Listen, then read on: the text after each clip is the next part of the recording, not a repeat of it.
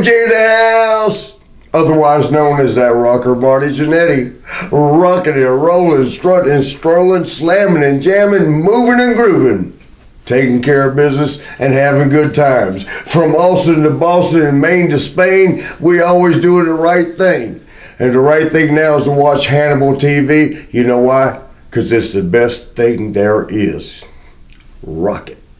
This is Hannibal from thehannibaltv.com, and today we have one of the original rockers, Marty Jannetty, with us for an extended career interview. Might turn into a part 2 because he's had such an extensive career. And he really wants to say I just talk a lot. And you've had a busy day. Before we get into it, what have you been up to today so far? You're keeping really busy. We were in Long Island. Having fights in the studio there. No, we did a pretty good. I thought it was pretty good. Nicholas, my buddy that gets me, he gets things done. That's a good guy.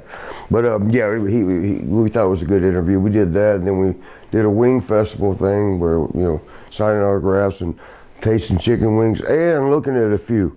Wait a minute, what does that mean? There were some pretty girls there. Really, even in this town, because I haven't seen any yet. Should have came to the Wing Fest, man. It was pretty good, though. So to start this off, I understand you did some amateur wrestling growing up. Yeah. I wrestled in high school and college, and loved it. I actually did pretty good. We went nationals to 2 years. For junior college, went to junior college, did well there.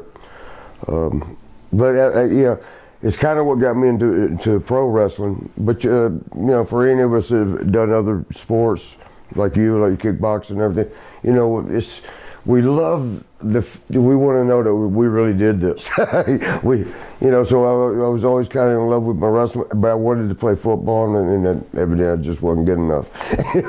But then I started driving a truck, and we was talking earlier about UPS, Perez, and that was a big company for driving trucks. I was driving North American Van Line, but I mean, it was driving so many hours a day, and then when you got there, then you unload furniture.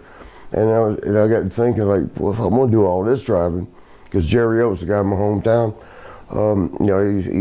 he was wrestling, and he had a little school, and he always told me in Georgia, right? Yeah, he did pretty good in Georgia Championship wrestling and stuff.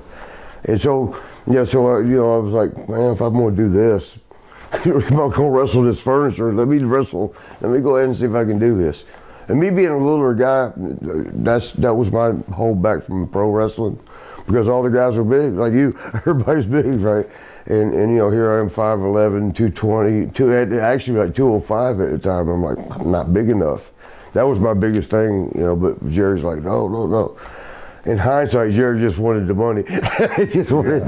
But yeah, that's, I wrestled high school and college, did real well. But I just, after 30-something years, I talked to my coach, the college coach, and what's cool to me is cool. He's still coach. 30 years later, I'm grown up. He's still coach.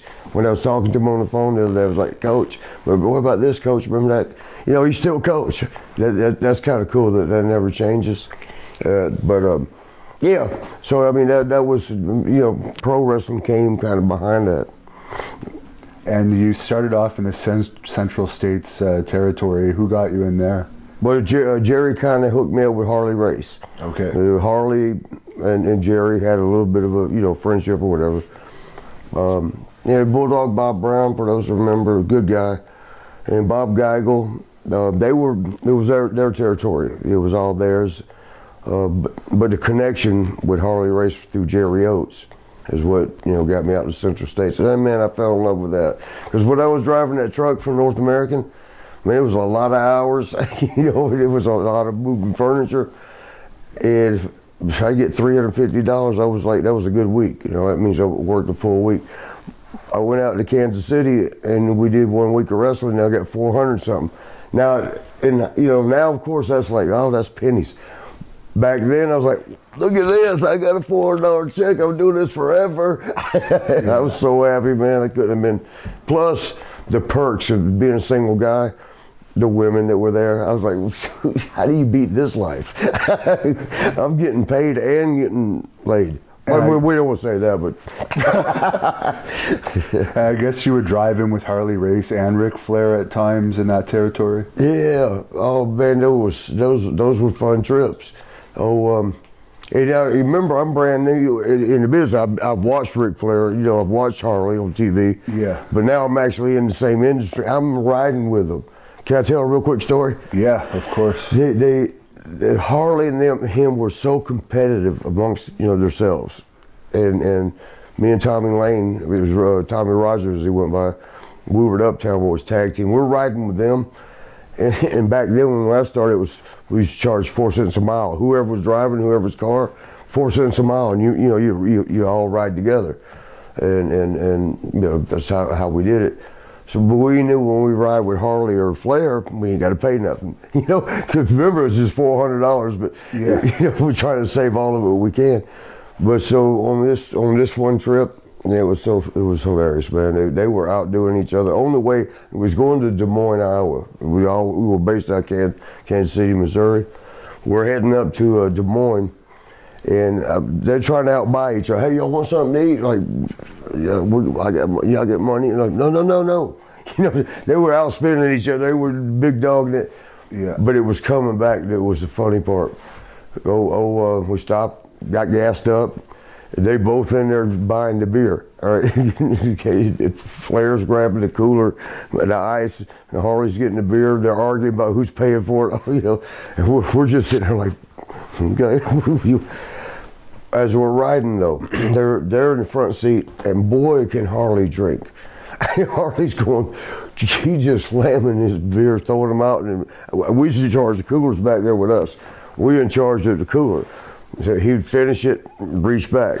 Flair was pretty much trying to keep up with Harley, right? Harley was in the lead, but our job was to hurry up. And we was like, I was 3 beers in, they already drank 10 each. And I thought I could drink. But the best part comes, I don't know, an hour into the trip. Harley Race, for y'all don't know him, he looks over at Flair, he goes, Rick, why is it when I throw my beer out, it hits the ground and goes ting, ting, ting, ting, ting, ting. When you throw yours out, it goes plonk. From now on, we'll throw each other's beers out. And all of a sudden, Flair fell way behind. that was some fun stuff that we used to do back in the day. The road trips were like the best part of the business. What was the best partying story you have with Ric Flair? I'm sure you went out with him a few times. One of my favorite was, and it was back then, Central States territory times. Because he would just be in and out. He wasn't all a fixture like we were. He'd come in, a couple championship matches out. You wrestled him for the title. Yeah, a couple times, which was kind of cool and nerve wracking. First, man, it was so good. It was so easy. Working with him was so easy. I was scared to death that once we got through the match. I'm like, wow, this is pretty good. It's easy. But so we're on the party front again. Flair could party now, and he loved the big dog. He loved to go to the clubs, and he's exciting. Even the clubs, drinks everywhere. I got him, all that. St. Louis was doing St. Louis that day, and I'm up in the restaurant. It was a restaurant bar at the Marriott. It was across from the airport. All the boys know which one. And I'm in there that day, and I wasn't that well, he didn't see me. I mean, whereas if I would have been, the Road Warriors or something, he would have, hey, how you doing? He didn't recognize me yet. But I saw him up there, and he went and paid the bartender that was going to be the manager that night. He was, brother, and he gave him a 50 or 100, I couldn't tell from where I was at. Brother, when I order my shots tonight, brother, make sure mine are water. Because in that night, he'd get a tray full of drinks and go around to everybody, and he'd have his, he'd do his. They made sure his was water. And then he'd go around individually and do shots with you. It was so funny though, but he came up to me, and he goes, brother, great match you had tonight, great match. Let me get you a shot. And it was like, I already knew the game, right? So when the shots were sitting down, I said, let's switch them. I'll drink this one, you drink this one. The look on his face was priceless, man. He goes, no. I'm like, why not? He didn't know why I knew. You know, I don't know to this day if I ever told him. I was there when you paid the manager. Make sure you got water while the rest of us were doing shots. And in those days, I guess it was more common to also have your drinks spiked as ribs and. Oh yeah, man, yeah. Arn Anderson scared the hell out of me one time. I thought he was gonna beat the shit out of me. Oh, I'm sorry about the cussing. Sorry, is that? We can bleep it out. Okay. Yeah, I thought he was gonna whoop me up because I was saying, I'm sitting there and drinking. Halcyons was a big thing at one point in the business. Yeah. It's like I hate to say it this way, but it's like the business went through phases of drugs. Halcyons was the big thing. Not Quaaludes. What was the GHB for a while. GHB, remember? Yeah. And then Somas. I mean, it was like, you know, phases and waves. But the Halcyons, and it wasn't that bad. I mean, you take them, you know, you drink a beer, one beer with a Halcyon, and Curt Hennig was the best. So, and somebody asked a question about that, like asking about if he knows what rainbow. They said it a different way, but you have the rainbow stew. Yeah, that was Curt Hennig, man. He's like different colored pills. It's rainbow stew. You take this one first, this one second. You take this one a little later. I mean, he had it down to a system. But the Halcyons, you know, he was the one that introduced us to that. And it was like I say, if you don't abuse it, you know, if you just take one and a couple beers, man, you feeling good. But you know, the boys, 5 or 6. If one's good, 5 or 6 is way better. You know, it's just killing it. And it was strong. Halcyons was just like GHB, like you said. That's strong stuff. You know, and it would knock the Halcyons would knock your memory out. And just like GHB, it was. At one time, you remember General Nutrition Center sold it. Yeah. You could actually get it at the Gold's gyms. You could get it at gyms and stuff. And then everybody found out you get a little buzz off of it. And then people start ODing. But it's fair to say, I've told you about my ADHD. This one night, Arns was sitting in there and was drinking, and evidently somebody got him. Or we don't know that they really got him. He might have just got buzzed up. You know, he's like, but he goes, Jannetty. I'm sitting there with him. He goes, if I find out you spiked my drink, I'm not feeling right now. I was like, well, what do you mean? He goes, if I find out you spiked my drink, one of them Halcyons, throw your ass out that window right there. And we're up on the 13th floor. Yeah. Shit, he might do it. Some people will say it, he might do it. but yeah, man, that was the party days. Did you ever see any instances of like Harley Race's toughness? Everyone always talks about how scary he was. I saw a couple things. I saw the ketchup bottle, which is, I think that a lot of people know about that, which was where we were at a restaurant one time, and again, this is here in Harley's badass, right? Badass boy. And here these, he'll whoop the heck out of anybody. He's pretty legit. Well, we call him Shooter, and we're in a restaurant, and somebody recognized him. This was way back in the 80s, mid-80s, so back then. And they're talking trash on him. They're hollering, that's a Harley Race, that fake wrestler, that's fake wrestling, fake. And I'm like, oh no. I'm new, right? I'm like, man, Harley's gonna kill this guy. And there was a few of them. So I'm thinking, we're about to get in trouble. Because, if a table full of them jump on Harley, I'm getting in, we both, it's going to I'm thinking, oh man, we're about to get ass whipped. Because there was a bunch of them. But this one dude in particular, he kept on and kept on. Fake, yeah, that fake, yeah, he did all that stuff. And he wasn't saying nothing. Yeah. Which was surprising me, but you know what he was doing? He was just enjoying his food. It wasn't nothing bothering him. Then when we went to pay to get out, it was like that dude came up to the counter to mess with him.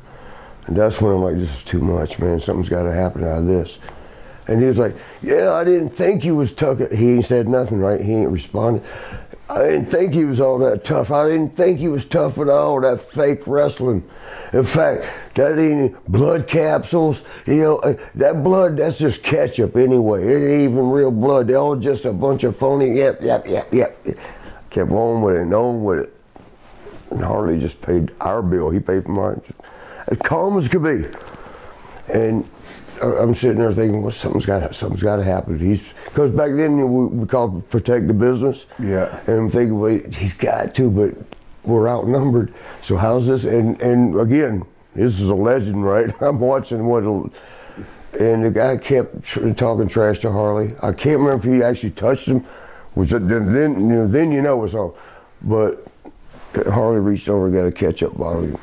Because he kept saying about the ketchup, you know, fake, bam, busted it right on the guy's head. He goes, "Now you're a professional wrestler, Daddy."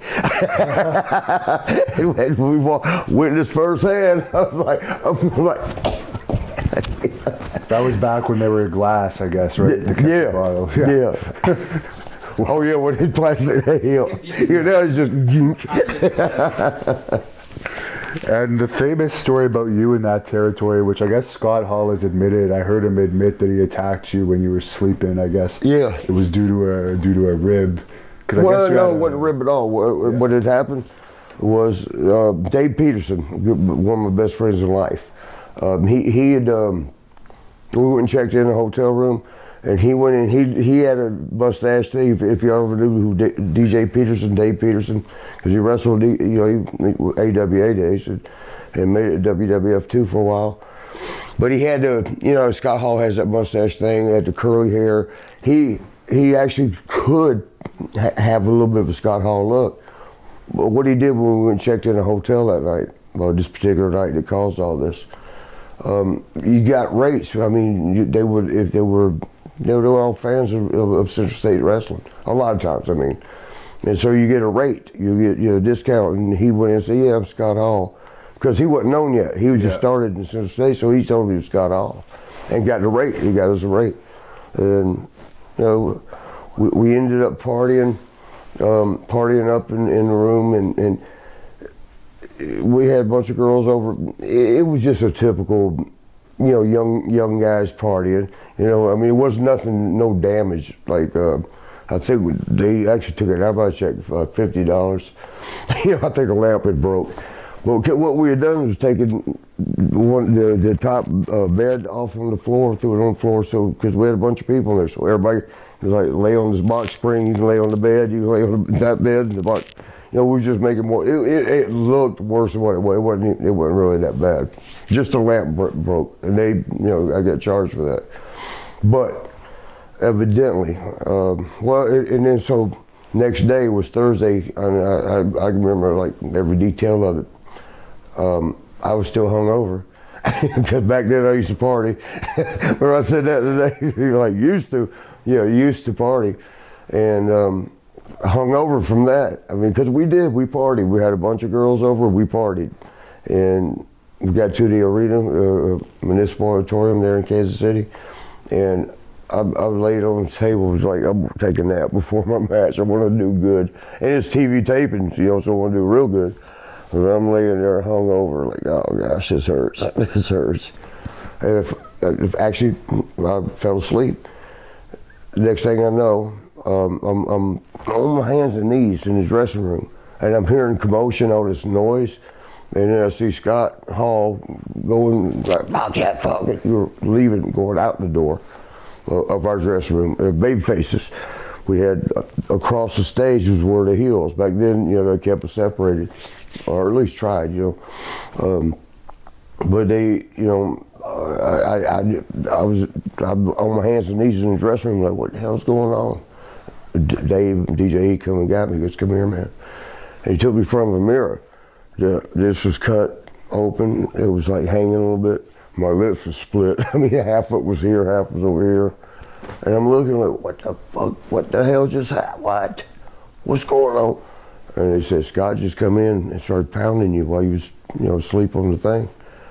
And at that point, I got so upset about it that I'm sitting there thinking that, so he just beat me up while I was asleep. And he was big, man. Scott, 6', and boy, he was jacked back then, man. He was 280. So big old boy, especially my little 5'11" butt, right? But you know, I remember going out the door and found a little pipe about this long, grabbed that pipe and went across the stage, and Bob Geigel and Bulldog Bob Brown grabbed me. Where are you going? What are you doing? What are you going? I said, I'm about to go, no, I'm going to go see him. And I remember Bulldog said, don't do that, you just get hurt worse. That pissed me off more, actually, than he said that. I almost would have hit him, but they made me go to the hospital. And they stitched up. And I'm smiling because I got to tell you something about Art Cruz. Anybody remember Art Cruz, that name? I don't remember. He was pretty good and popular back then and in Central States. But I had to work with him that night. The next night, and I'm stitched up here, and to finish the thing with Scott, that next day, I see him, it's Kiel Auditorium, you go up the stairs, and we got, there's like 20 dressing rooms, so you pretty much get your own room, or something, one other person being there with you.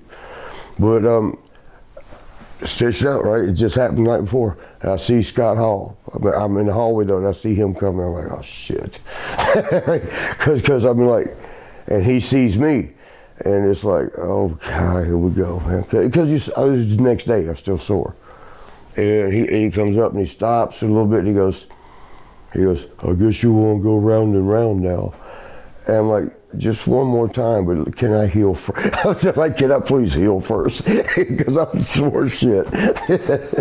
And he apologized. He goes, man, they worked me. He said Bulldog Bob Brown told him that Marty, they tore the room up and put your name on. First of all, it wasn't even me to sign in, but Bulldog told Scott, said, yeah, he needs to get, you need to let him know he ain't gonna do this no more. He tried to get you fired, which that's what set Scott off. Enough to do that, and then he apologized. Then if I had that pipe, then I was gonna go after Bulldog. But Harley was there that night too. What's going on, kid? And I told him, I said, he just did this shit. I'm gonna fuck him up. He goes, no, let me handle it. If I find out he did that to you, I'll take care of it. He won't like it. So, but the thing was that I still wanted to do it. But when Harley, the owner of the company, and it's Harley Race, you had to back up. Yeah. But let me finish this one thing though, man. I told Art Cruz, you can see I was stitched up here and here. And Art and I were talking about, we can do this, we can do that. I was just be careful right here, man. Just be careful. I'll be a son of a bitch if we didn't get in the ring. These snap bears, you know how you do that pull thing? Oh, he reaches pull like, yeah. But yeah, that's what happened with Scott, man. Yeah, because I heard a version from Scott that's on the internet, and he said he had asked Bob Brown for permission to do that if he would get in trouble or not, and they said there would be no consequences. That's how that went? So maybe that's why Harley never did anything, because he knew that Bob. I gave him okay. And I will agree to this, to admit that maybe they needed to calm me down, but that wasn't the way, because I was in there and I was new, and I was I was a wild boy. And we was partying with girls, doing what rockers do. Like when I say rockers, like bands and shit. When you're partying and stuff, okay, it was a little collateral damage, a couple. But they just thought it was too wild, and that was their way of calming me down. I got it in hindsight. I got it, but that wasn't. I just didn't think that was the way to, not that way. And in those days, I guess that type of beating could happen in the ring with a wannabe or someone that was disrespecting the business too, and that never happens anymore, hardly. Yeah. I mean, as we said, shooters, if you act in the fool, they'll put a shooter on you. And what they call it was stretch your ass. Yeah. But probably with your boxing background and amateur wrestling, it would have been more of a fair fight if you had known he was coming at you rather than. I'm pretty sure, and I got better martial arts as I went on, because I did a lot of training through my wrestling career. And you and anybody that's, you know, when we got skills, when we learn skills, you know, it's your confidence comes from what you know. It's not about who that guy is, what can he do, it's what you know. I know what I can do, you know, and so, yeah, I never, thank God I had a good sensei that, you know, can't be grounded with, you don't go out there and just do stuff to people. You've got the knowledge now to hurt somebody, but we don't do that. That's not why we teach you. We teach you, and so you defense, you know. So yeah, I mean, if I would have been awake, and let me say this too, and I think me and Scott had a talk about this. Because you're friends now. Yeah, we were friends. We've been friends for decades. Yeah. Yes. But there was one time I reminded him, like, Scott, I still owe you, because we remember Godfather. Yeah. And at the time he was doing that. What was he doing? That voodoo gimmick. Papa Shango. Yeah, Shango. He was doing the Shango gimmick. It was during that time frame, and you know, it was a bunch of, we always ribbing and stuff. Locks. It was locking people's bags a bunch, putting locks on the bags, and locking the bags to the ceiling, locking it to somebody else's bag, locking it to shoes. But and Papa and I were pretty good. We called him Bear. Bear and I were good. So I seen him coming off the one door, and I knew he'd be coming. So I was cutting up, and I was reaching down by his bag with a lock, because the lock, like I said, the lock was a big thing there. So I'm back there, and I'm waiting for him, like joking with him, and he stops. As he walks by, he stops. He goes, "Marty, you better not." And he's supposed to be a, you know, bona fide badass too, you know. So I'm like, I was just playing, but evidently Scott Hall went and started stirring it up. He tried to get you, and he got him so worked up. Like, we do physical, you know, we do the blood pressure thing, yeah, all that. His blood pressure, they were saying, you got to get it down. We can't let you. That made him even more mad at me. Papa come over and said, "Well, if I don't make it tonight, I'm going to beat your good." I'm like, bro, I was just, I went to Scott. That's why I went to Scott, because Scott was like, yeah, he was going to put that lock on your back. I was like, bro, you know I owe you one, right? Whether or not I can, I'm pretty sure I could. Whether or not I can or not, I still owe you. Because that's a hard thing. An ass whooping like that, ass whooping, first of all, is hard to handle. But one like that, it's hard to go ahead and shake hands, say, okay, yeah, you tore my ass up while I was asleep. Yeah. You know, it's a hard thing to accept. And in this business, they talk about it forever. Yeah. So was it in that territory that you first met Sean? The 6 states, yeah. Yeah. Yep. It was a wild thing, man. He came, he was wrestling down in Texas, and he'd come up for a little bit. Man, they were talking him up already. And he had to wrestle his first night in. He had to wrestle Scott Hall, but they'd asked me and Dave Peterson, DJ, you know, the one that I told you kind of looks like him. Yeah. They said, okay, now they didn't like us partying all the time, right? But they were like, this new kid, hey, you guys are the fun guys in the crew. Show him a good time, take care of him, look out for him. But me and Dave were looking at each other like, of all the people that's come through here, nobody's got this kind of build up. Like, oh, take care of this guy. We're like, well, let's see this guy. What is this about? You know, kind of thing. And then it was somewhere in Kansas. No, this is his first night in there, and we're trying to find him, because they said let him ride with you. You know, show him the ropes, take care of him. Yeah. Which we no problem. You know, we didn't mind. But we was looking for him, and I don't know if it was Topeka or Wichita, but one of them. And this, you know, we'd have back in the day what they call jobbers, which I hate that word. Extras, you know, I'd rather extra or enhancer. Jobbers is just a put down. To me, I mean, it's our own people.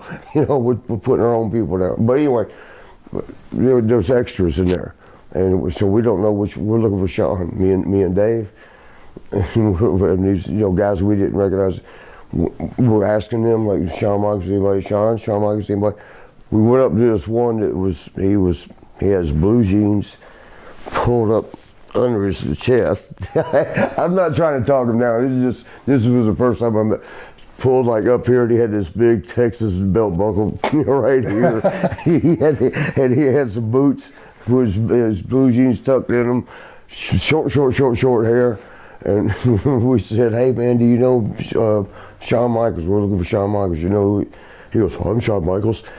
And when he stuck his hand out, we almost died laughing. Because we were thinking like a cool guy, you know, here goes Mr. Rock and Roll or something. And we see nerdy ass Texas boy. It was like, what? But that was our meeting. That's how the first time we met him. Now the first time me and him actually tagged together, they had Mike George, one of the guys up there, couldn't make the show, and they lost the match. So they asked me and him to tag together, like threw it together. Hey, can you go get a 4-minute match? You know, go do this, go do that. Oh, but real quick backwards, Shawn had to work with Scott Hall that night, and we were like, because Scott wasn't that good at it when he first started. Wasn't it? Yeah. You know, we were like, oh God, this poor new kid. He went out there and had a good match with Scott, though. They had a good match. We're like, damn, okay. But but when they threw me and Shawn together for a tag thing, it was like a rush, you know. Wasn't against Scott and Danny Spivey or something like that?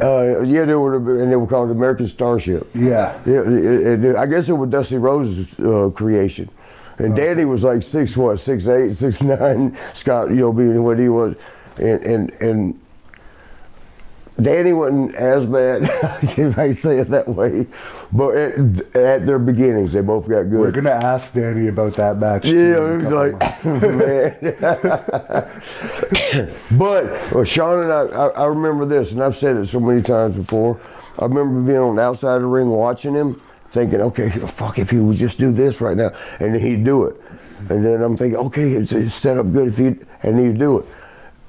In hindsight, you know, I found out later he was doing the same thing. He was saying, like, I was watching it from there and I was thinking, oh God, it's a good, if he got him right now and did this and took him over there and did.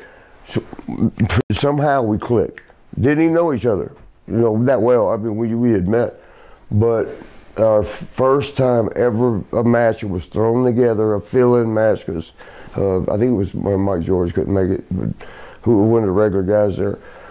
But we went and did that match for them, and it just clicked. It just worked, and we even left the ring, and we got in the back. You know, you always do that. You talk about, you know, hey man, how'd you feel about that? What if we did this tomorrow or this? You know, you always adjust your matches, but we both was like, man, did you feel what I felt out there? That was something. Was just, I mean, we knew what the other was thinking. Is basically what it come down, and that's something you can't teach in wrestling schools. So I guess when you went to AWA, you went on your own. It wasn't as a tag team at first. Yeah. I got to call up another lesson that I'd learned. I got to call up to go up, you know, to AWA because now we're in. You know, remember I'm a little Columbus, Georgia boy, right? Yeah. I ain't never seen nothing but Atlanta. and when I went out to Central States, I got to see. To me, it was just amazing to be in capitals of other states. Yeah. I was in like, you know, Lincoln, Nebraska, Des Moines, Iowa, Kansas City, Kansas, Kansas City, Missouri, Springfield, Missouri. You know, all these places that are capitals of the states. I've made it. Then when we went to ESPN, when I went up to ESPN TV, now I'm going to like LA, I'm going all over the country, Chicago, Baltimore. I'm seeing the whole country. I'm like, I've made it. I've made it. This is great. But so we were up there, you know, I went up there. And the thing was, when I went up, I still had to finish up my time, you know, with Central States. And it was so funny, Bob Geigo pulled me aside, he goes, if you'll stay here, I can give you $700 a week. And I was thinking, I've been here for over a year, and you just now, you know, because I didn't know that's how it works. When you know, because I guess I got, what do you call, got over there in the States, and so now I was valuable, but I didn't know. But when I was going to ESPN, now you made me this offer. You couldn't have been doing this the whole time. Yeah. but I love Bob Geigo. I mean, I hugged him. I almost cried because I liked him, you know, him that much, you know. But boy, like I said, I learned the politics there. But yeah, so we went there. I think I was there for a month and a half, doing pretty good on singles. And you know, I've been pretty much tag team because we did the Uptown Boys with Tommy Rogers. when I first got there, and then kind of me and Bulldog Bob Brown tagged for a while. We're tag team champions there, and yeah, so most of my stuff was tag team wrestling. It wasn't I had some singles, but when it went up to me, it was big time.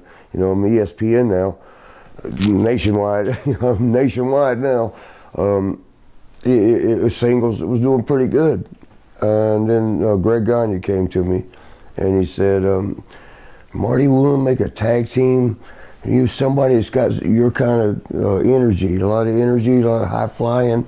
Do you know anybody you would be able to make a team with, and y'all could be charismatic?" And again, in hindsight, trying to do another rock and roll, you know, because Rock and Roll Express were pretty popular and were good. And so basically that's what they were trying to do, recreate that for them. But my little young ass didn't know. I just thought, you know, like, oh yeah, there's this guy Shawn Michaels. And they had actually said, we know about him. Yeah, we know of him. You get along with him? Yeah, we tagged once, did good. So that's how Shawn come in, and we became the Midnight Rockers. We were the Midnight Rockers, later we were Rockers, you know, because I guess copyright names and or however all that works. Is it true, like Shawn said, I guess, that Vern Gagne originally thought that people might get rockers confused with rocking chairs? Rocking chair, yeah. Yeah, that really happened. here's what they did. They told us come up with a name. It's like, here's what we want. We want you guys to be energetic. We want you guys to really be flashy, wearing all this stuff, and you know, just high energy, high energy. He never would go to say like the Rock and Roll Express. He would never do that. He never went that way. He just said like high energy, dress up, flashy, things hanging everywhere, all that, and come up with a good name for that. So me and Shawn, we did used to bust our ass studying and trying to perfect anything we could, even the name. We struggled getting a perfect name. And we both decided, all right, you do this, you go home tonight and think of 100 names that you think are, you know, whatever, cool, whatever, it'll work. I'll come up with 100 names. And if we have one that's real close, that's the name to go with, you know, because we're going to have 100 of each. And we still struggle with it. We did that. And then the way we actually got called Midnight Rockers was we had to go to Vegas. We did Vegas TV taping every third week, and we're out there. I think Leon White, you know, Vader, yeah. You know, God bless him, love him. You know, he just died. He had just started. He was going as Leon Baby Bull White. They wanted him to be a character babyface, and Leon, I mean, they wanted him to like do something aggressive, like. He'd come out, bull power. How you doing, Leon? And then his voice, then he'd start talking normal. It's like, oh my God, that's horrible. But anyway, with him, what was gonna say out of that? He came out to Vegas and he heard about me. You know, Shawn and I were the partiers. You know, all the girls, you hang out with them, and what Shawn and I did a lot. So he was friends with Shawn at one point. Me? And like Vader. So Vader was friends with. No, he just came in. Okay. He was just coming into territory, and there were, you know, he was just. At that particular night, he's like, "What's going on? What's the happenings?" You know, and everybody was like the Rockers, whatever. They didn't call us the Rockers then. Shawn and Marty, whatever they're doing, that's where you want to hang out if you want to have fun. And so that's why, you know, he came around that night in Vegas, and Curt Hennig was with us, and I love him too. Another rest in peace, brother. So anyway, we're in Vegas, and Shawn and I had this habit of we'd party Monday through Thursday. Come Friday when you're supposed to party, we were like dragging ass. We're like, man, come on, man. We're dead tired, but you'd pick it up. We'd get it. But so that was what Leon's whole thing was. It was like, man, I heard these guys like the party and look at them, because we were dragging ass. It was still early. but we were dragging ass. We ain't got started. We ain't cranked up yet. We will crank up, but we haven't yet. And Leon was talking about that, and Curt says, "Oh, you don't know about them. They don't even start till midnight." All right, so it was the midnight thing, and it was so instantly said, and then it was the Judas Priest song, "Living After Midnight, Rockin' Till the," that came on, and we all looked like, and Curt was like, "That's it right there. That's your Midnight Rockers. Y'all are Midnight Rockers. There's y'all song." Curt Hennig actually, he got that thing started. Curt was a good brother, man. But yeah, that's kind of pretty much how that whole thing started. How many days in a row would you tape at the Showboat? At the Showboat, we would do 2 days. Yeah. But we'd be there 2 days. We'd tape 3 weeks. Okay. We'd do, I think one would be live, and then 2 taped. I may be wrong about this, confusing it with WWE, because I know that's how we did them way back. One was live, the next 2 were taped.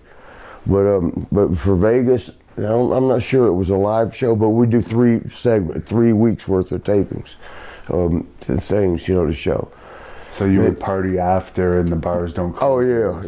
What would be the average time that you'd finish partying in Vegas during those years? You had to make your flight. So let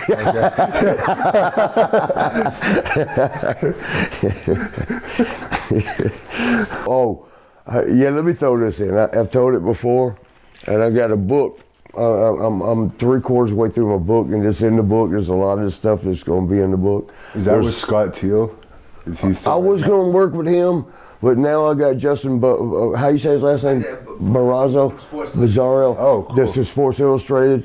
I like his. I love Scott. Nothing against Scott, but Scott. The reason I'm kind of liking the Sports Illustrated thing, because they're gonna get it out there. They're gonna, they'll get it distributed. But so this is told in the book with Sean. Here was another thing, man. Here was another thing that kind of was what was that word? Prelude to your future. Kind of a prelude to it. When Greg and them, remember I was telling them about, they called me, or they wanted, like, who could you tag with, and said Sean. Like, oh yeah, okay. So they flew him out to Vegas for TV tapings, brought him out there, and we knew each other, so we talked on the phone, and I was wearing. And remember now, I was doing singles. I was on my own, but I was doing zebras, animal print, but zebra stripe looking stuff, like leggings and little tassels and things. That was all zebra stripe. And Sean didn't know nothing about it. I don't know how he didn't see it on ESPN. But when he came out there, me and Curt Hennig were playing the slot machines. Curt was my boy, man. I love him. Well, we're sitting there playing the slot machines. I can't remember her name, the lady that was running the Showboat. Sweetheart of a lady. But she told us, stay by the doors. If you go and play the slot machines, stay by the doors. And we're like, why? And she was like, they're set to hit more, because we want people coming in to hear ching, ching, ching, ching. They want to hear that. And if they're leaving, they want them to hear that, so they'll stay a little longer. So we were on the two end slot machines. Curt's on the one side, he's playing away. And we did this, whatever it was, like say a Friday. I mean, we got in at 12 o'clock, we got the Showboat checked in, everything's done. Say 1 o'clock, we're done. We stayed on the machines for like hours. And we was kind of breaking even. You never got way up and then get way down. You kind of even, so you just waiting for that one, hit that one big one. And Sean shows up, his flight gets in, he comes, finds me. And he's like, hug, like, hey, how you doing, brother? Hey, how you? He goes, you got our outfits? So, because I had this stuff for him. And he wanted to go up to the room. He's like, let's go, let me go see what we're wearing. Let me go see our outfits. And, so I leave, tell Curt, see you in a little bit, Curt. We go up there. The funny thing is, it was laid out in the bed, too. I already had both our sets, laid out, the leggings, all that stuff. Man, I'll never forget, he walked in, he looked at it, and it was like he went into a panic. He just like froze. He goes, I got to call my mom. I'm like, what? And he goes, can I use your phone? Because remember then, we didn't have cell phones yet. This is 1986. we didn't have cell phones yet. He goes and gets the phone, and he calls home, and goes, Mom, he's got us wearing fur everywhere. He was in like a panic. And I'm like, oh my God, what the hell? So after that was done though, we go back downstairs and we go, you know, he wanted to learn. He's like, hey, I don't know how to, I've never been in casinos. This is wild. I don't know what to do. I saw you playing. Go show, teach me. We go back down there. We go over to where we was at. You know, Curt's still over there. But some lady was on my machine, the one I was playing, because you wanted to stick with it. You've been doing it all day. And I sit there and talk to Curt. We're cutting up. And the lady gets done, so Sean goes over to the machine I'd been on all day. And, you know, it was 3/4. Because you can put dollars, you can put quarters, you can put nickel, whatever. I think this was a 3/4 one, which was full, you know, whatever you hit, it's going to be full. And me and Curt are cutting up, you know, not thinking nothing, Sean. Just, you even got to tell about you put them in and you pull the handle. You know, it's a slot machine. You pull. He didn't even know how to, you know, how to work it all. But me and Curt are cutting up like, hey, how you up, down? How you, and all of a sudden we hear this ding, ding, ding, ding, ding, ding, ding, ding, ding, ding, and the little red light thing goes on, spinning around, and the fire alarm shit. And we're looking at Sean hit 777s. I played all damn day. He comes up, 3/4, pulls it, 777s. Damn. Curt was even telling me, you got to give Marty some of that money. He set it up for you all day. You got to give him some of the money. Which I didn't really care, I didn't want, but how little did I know that was going to be a setup for the rest of my career. I'll put the work in, you get the glory. Who was the better ribber between you and Curt? I'd go with Curt. I don't know though. I don't know. I mean, we used to, we had a pretty much, this is when you know that you must be up there when you truce out with each other. Old Curt got me the best he ever got me. He'd locked my bag to like the drawers, the hotel drawers. You know, it had the handle, and he had a little bit of a chain, and put it through the handle, and then locked my bag to the drawer. Yeah. And the next morning we was running late, so I didn't have time to. What did I do? Break the drawer apart or what? The way you get somebody back is like make that rib backfire on them. Right, so I just took the drawer out and went to the airport with it. And Curt was like, "No, man, Marty, don't do that. No, I'm taking this with me." When we got to the, you know, where you put your bag on the thing that goes through, yeah. I had to do it with a drawer attached to it.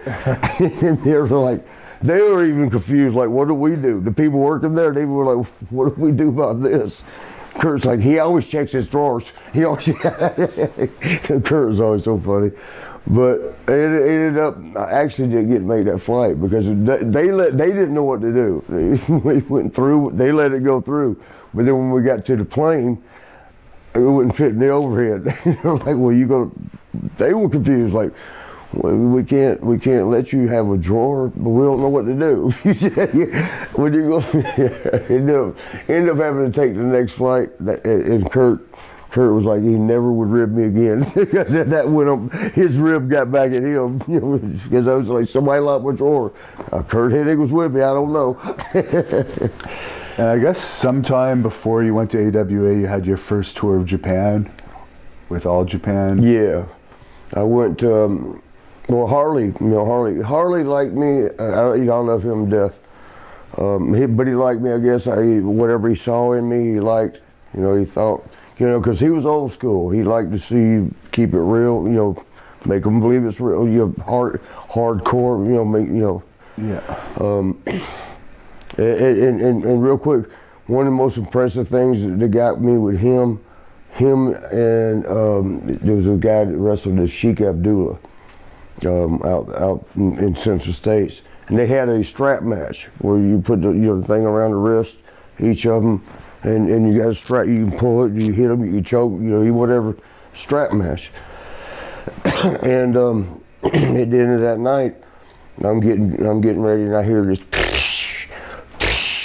I'm like, what the shit? And it's coming from the shower, which I'm about to have to go shower up, because my match was just over.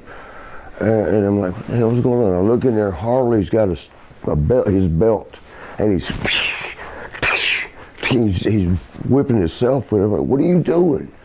He goes, how am I supposed to show my family that is here from out of town I had a strap match and I don't have one mark on me?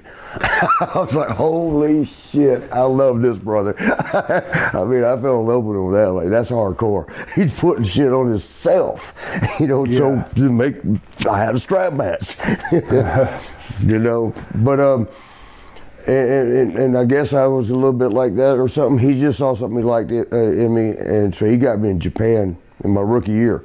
It was from back then, it was like the first time a rookie. Because Japan's hard, it was hard to get into, and it's good when you get in there. But yeah, the first time, man, the first time I went over there with Harley, Harley, man, there needs to be movies and books and more movies about him. we're over there in a restaurant eating, and it was just, it was very few of it. It was me, Kerry Von Erich, Tim Horner, remember Tim? Yeah. Tim Horner. You know, a few other guys I can't remember exactly who all, but I know those because this, and they were shooting a mafia type movie, filming. They were outside the front of this little town in Japan. It was like the outskirts of Tokyo. And Harley's a big dog, big. They love Harley in Japan. And so this lady, just the star of this movie that they're shooting, she comes in the restaurant where we're all, you know, and it was just us. It was like midday. And she comes up and starts saying, oh, well, hey, Kerry Von Erich. Oh, Tim Horner, you beat Road Warrior Hawk. I mean, she knew we were wrestlers, right? And she come up and even knew me, and I'm like, I don't know how you know me. I've not been on national TV. But, and then she goes up to Harley, she goes, I don't know who you are. And we were all, oh shit. Oh no, you didn't, oh no. And Harley, being typical Harley, didn't say nothing. But then they told us, everybody, all of us that was inside for this little movie thing, they were all like, quiet on scene, y'all be quiet for a minute, we got to shoot this right here, y'all just be real quiet, y'all can stay right there, no problem. Like I said, it was some mafia movie to break it in, you know, coming in with the machine guns, looking, whatever they were doing. And they came in and did one scene, and then they were like, we're doing one more, it's gonna be outside, y'all just stay in here right now, don't come out, don't go filming out in front. And the city, that little place, the people knew about the filming. It was a whole bunch of, the Japanese people were all, it was fenced off, covered around that fence, you know, they're watching the video, they were shooting a movie. And then Harley, they're like, right after they tell us, don't go outside, y'all stay here. Okay, and so Harley goes, come on, kid. I'm like, what? He goes, come with me. And I'm like, no, they just said, don't come with me. So I'm like, okay, I'll go with him. Push some double doors open, like going outside the front of the restaurant. And they're set, their cameras and everything, they're on that little roller. They did all set up out there. But when Harley shoots the doors open, the double doors come out, all them people, that's how much he was over. Oh, Harley Race, and then they're even chanting, Harley, Harley, Harley. And they're like frustrated because they didn't realize the whole city, but Harley looks over at me and goes, who's the star now?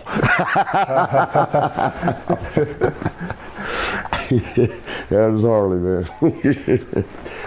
So was it you that made the first contact with WWE, the first time you guys went there, the very first of your experiences? Yeah, and it was a situation where AWA wasn't doing us right. We talked about a guarantee there. Remember, now I already learned that from Central States. And now they were kind of just pooting around, and WWF was taking off at the time. Yeah. And showed interest in Terry Garvin, who was the booker in Kansas City, you know, for Central States, was now working up there in WWF. And so I knew we had a contact with Terry, you know, because we always got along good, because he was a big ass ribber. He liked to rib a lot. But so it had to do with a guarantee. It was like, if y'all want us to stay and not talk to WWF, we need a guarantee of some kind. Y'all name it. Y'all tell us what you think is fair. And Greg Gagne was like, okay. Then they had us come into Vegas and told us to drop the belts to the Orient Express. And we're all in like a room, like this, we're all in a room going over it, like, okay, they're gonna win the belts. Now, I knew, like, wait a minute, if we don't get that agreement first, we got no leverage, right? We're the champions right now. So man, I didn't want to say anything in front of the other guys because, they're not getting a guarantee. We've talked about us getting a guarantee. So, man, I just remember telling Greg, like, don't we need to talk later? He goes, well, you could talk here. And I'm looking like the guarantee. And I didn't want to say, we had actually did throw a number out, and I don't even remember what it was. It wasn't ridiculous. I mean, it was reasonable, but whatever it was, I didn't want to say that in front of other guys because these are my friends too, but they ain't getting a guarantee. I don't want them to get their feelings hurt. Like, what the hell? Why y'all getting a guarantee? We ain't. But Greg was just real. Oh no, we're not going to do that. We're not going to do the guarantee. Oh really? Okay. And Sean was all poo faced, like. But I was like, okay, well, we're gonna go talk this over, me and Sean. And Greg was like, what's the talk over? We'll talk to you in a little bit. And went out and told Sean, let's go, let's leave now. Because if we drop the belts, that's it. We got no leverage. Yeah. They want us to stay. They need to put it in sign on paper. Yeah. Okay, we're paying y'all this much a week or whatever, whatever the agreement was. And they should, Sean always likes to talk about how good he does stuff. When everything was really happening, I was the one doing all the stuff for us. Once him and I split off, he made his own deals, yeah. And I guess he did good for himself. But that's another thing that's in this book, that's going to be in my book. Look, now I love Sean to death. I mean, we're good today. Might get mad about this, but hey, it's just truth. There's a part in his first book, the second book was more religious. The first book, there's a part where he talked well, Marty handled all the business stuff. When it didn't look good, like, Marty handled that, I didn't have nothing to do with that. But then another part in the book was like, well, actually it was the other way around. Marty he didn't know how to do that stuff. He didn't know how to handle all that business stuff. Then you go about 2 chapters forward, and he say, well, Marty handled all the business, and it had to do with, did this look bad for him? If it was bad for him, Marty did it. If it was good for him, I did it. Just like the barbershop window. That was his idea. No, it wasn't. Stop. But anyway, I forgot what the point was. You were talking about I just got lost right there. Ended up going to WWE. And so it's off of that, yeah. So I called Terry Garvin and told him. I said they're trying to screw us. They want us to drop the belts here and not give us a guarantee, which means you're dead. If they want to give you a crumb, you get a crumb. If they don't, you ain't get one. Ain't nothing you can do about it. And Terry's like, oh, we'd love to have you here. That's okay. Don't sign. Don't do nothing. Let me talk to Vince.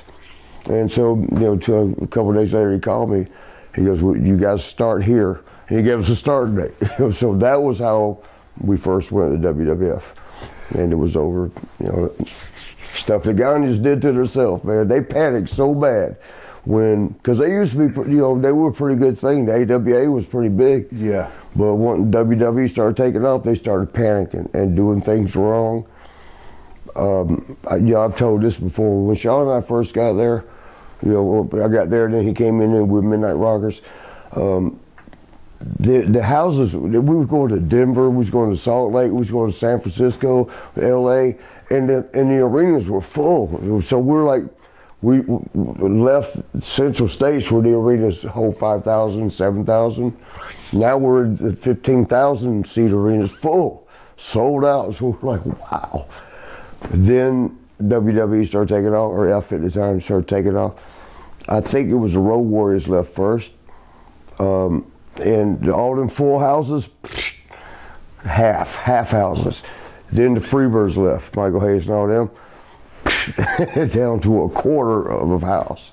And it was just panic city. The Ghanaians went crazy. They didn't know how to handle it. And they were doing bad stuff like what they did with us. You know, we were some bad little kids, but you know, but they were doing it with the guys that weren't bad little kids. You know, that's why everybody was leaving. Now, it's been a while since I read Sean's first book. I did read Sean's book when it first came out, I think, and when he talked about the first time in WWE, he kind of blamed you for apparently having sex with a girl that Jimmy Jack Funk was. That was okay. So now I'll get you to tell the whole story. So we called like everything I just said about Terry Garvin giving us a starting date. Yeah. Boom, we're gone. We went in there. We were nice about it. Told AWA like, hey, hey, thank y'all for but we got to go else. Y'all, we weren't rude about it like saying this. Y'all was sinking ship. That's floating big. We went over there, but the first night in the WWF, first night, and we're nervous as hell, man. Because remember, I was just telling this today. When we came in the back doors, Sean and I, 5'11", 210, 220 pounds. We walk in the back doors, plus AWA, they had nice lighting, and they had a nice, sound system, for music. But when we walked in the back doors, our first day at WWF, there's fireworks, there's explosions going off, there's people rappelling from the ceiling. We're like, wow, the production is just crazy, We're like, wow. I mean, we was overwhelmed just on that. And then there goes Big John Studd, 6'9". That's the first guy that walks by. We've seen him on TV. But to see a 6'9" guy in person walking by and just look at you and nod. And then I think it was and of course Andre's big ass. Andre Giant walked by. He's just a monster from outer space. 7'4". Yeah, he goes by. I think King Kong Bundy was the smallest one. He's like 6'4", 300. He went by. The first photo, and Hogan went by, and I'd never met him to that point. And he's a monster. He's a big dude. It was then. Yeah. And I actually, Sean saved it. I panicked. I'm like, no, let's go, man. We don't fit in here. Let's go. I was scared. The one-man gang, remember him? Yeah. He walked by, he was 6'7", 300. I was like, where the hell do we fit? Where are we in this? Yeah. Let's get out of here. Let's go. But we made it through that night.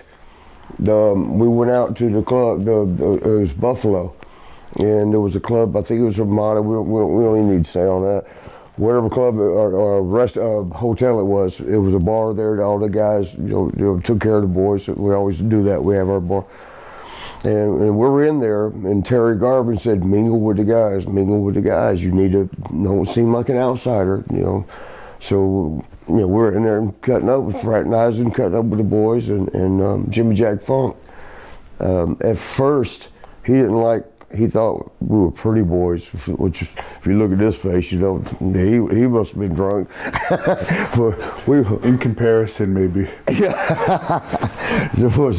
We're in there, and I'm having a great time with Jimmy Powers. Remember the Young Stallions? Yeah. And Jimmy Powers and I, we're hitting it off.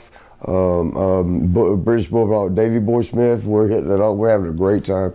But Jimmy Jack's over there messing with Sean. He's like, come on, punk, I heard y'all was supposed to be some badass partiers. Let me see you do this. And he takes like a little wine glass or a glass, drink glass, and he bites it. It's a bar trick. It's not even hard to do, but Sean ain't never seen it. And Jimmy Jack, hey, you do it, punk, and hands him a glass. And Sean's like, no. Come on, you punk. And he gives him a little shove. Not bad, but just, a little intimidating shove. And I'm sitting there thinking, fuck, where's this going to go? This ain't going nowhere good. I'm just sitting there, and he grabs another glass, he breaks another one, bites it, breaks another one. And he says, come on, punk, I thought you could party. You guys ain't shit, you can't party. Because he wouldn't break a glass. So finally, Sean was like, well, I can't do that. And he takes it with them champagne glasses, the tall, thin one things. He takes one day and goes, and breaks it over his head. Well, Jimmy Jack fell in love. You're like, oh, you guys are pretty cool. Starts hugging up. Now he's all happy, because he broke a damn glass on his head.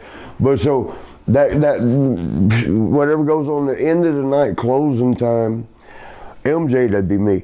MJ, I end up with this one girl. It's like, let's go, let's go. Well, Jimmy Jack comes up to me and goes, let's go up to the Denny's and get something to eat. Well, I was like, yeah, I was hungry too. I was okay with that. I'm like, okay. And so he's like, I'm going upstairs to get my wallet. And so we're waiting by the door. And the girl she got this low cut top and she's filling it over the top. And she was pretty blonde, rubbing on me, and she's like, let's go, let's go, let's go. I said, well, no, we got to wait on Jimmy. She goes, and she even did it, she goes, do you want to go with him or do you want to go with me? So I went ahead and got in the car with her.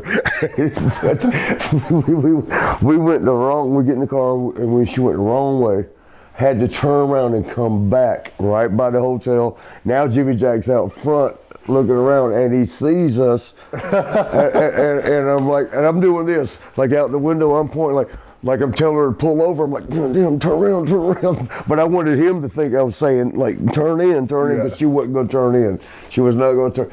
So he got very upset about it, because it ended up being one of the, I hate to say the word rat, but that's a term in our industry. Yeah. I mean, at least in the rock and roll world, they call them groupies. we have to go down there with rats. But so evidently it was one of his girls. That I had no clue of that. I mean, I didn't know. But that's where everything went wrong, because he got real mad about it. He thought I was disrespecting him by, letting him go get some money for dinner, and I'll leave it with your girl. I had no clue. Is he even still alive? I think he is. We haven't heard anything from him for years. Billy Jack's alive. Billy Jack, remember Billy Jack Haynes? Yeah, I've actually been trying to track him down, but the phone number that his ex-wife gave me doesn't work, and his email doesn't work. But I love old Billy Jack, but he was different. Yeah. Still is, but I still love him as my boy. So I guess the next day you go to the second set of TV tapings. Yeah. All this goes into your face. Yeah. It was at the catering. They have a good food and stuff set up for you. TV tapings, you always get to eat good. That's one good thing about it. But yeah, I remember coming up, and here comes Jimmy Jack right up in my face, and all bowled up. And see, I partied a little bit that night, so I had a buzz, a pretty good buzz. So when I got up the next morning, I was just hung over. Like, all I remember was a good time. We had a good time. Yeah. So when I came, I had it slipped my mind about the part where the girl, was right. Because we've all been there. Yeah. So and here he comes, man, right up in my face. What are you doing, you punk? And I'm thinking, at first I'm thinking, and it's right in front of everybody, all the boys. We're new in there. There's Harley. There's everybody's right there, and the air is quiet. I mean, just like everybody's forks dropping. They just watch the show. So it was, it was like you knew you was on point. You were on spot, and I thought he was maybe kidding, because I remembered a good time. I had a good time that night. And I mean before the girl. I mean, I had a good time with all the boys, and I was confused when he was yelling at me. I'm like, is he serious? And he like, yeah, punk, you know what you did? And I'm like, I even asked him, I said, are you being serious? What are you talking about? I thought we did good last night. I thought we had a good time. He goes, you told the limo driver I was a jobber and you ought to be beating me, and that you was a star, and this is all like not true, and that's the worst shit you could say in front of the other boys. Here's these new guys just come in, and we call one their, we ain't family yet. We just getting to be family. Yeah. We just got there. So you calling one of their family members a jobber? It was the right thing to say to piss them. Man, I was looking at them like, I was panicked. I'm like, that wasn't said. That wasn't said. And he said the right thing to make everybody mad. But, and then Sean comes walking up behind me and goes, and this one, because remember I told you about him breaking the glass? This one, he's throwing drinks at the bartender, breaking them behind the bar, which didn't happen at all. and tearing up the bar and getting us kicked out of the place. And man, it was like, oh God, man, he just killed it. He just destroyed us in front of the boys. And then the last thing he said was, I'll see y'all tonight. We'll see who's the jobbers. And I'm thinking, what's that mean? Yeah, you go look at the sheet and see what match you're on. Guess who we're working with? I was like, oh no, our first damn match. Because the first day we didn't have a match that day. We just, we were there. It was the second day of TV taping. The second day was our match, our matches, introduction matches. First match you're gonna have in your damn new place, this guy who's mad as shit at you about that girl. And then Sean blamed that on me. In this book, he said, I saw Jimmy Jack, and I'm doing his voice even though, it was words, I read the book. He says, I saw Jimmy Jack upset with him, so I implored him. First of all, I thought, ghostwriter, Sean has never used that word. Implored? What the hell? I implored him to tell me the truth. Tell the truth about what? What I lie about? I didn't do nothing.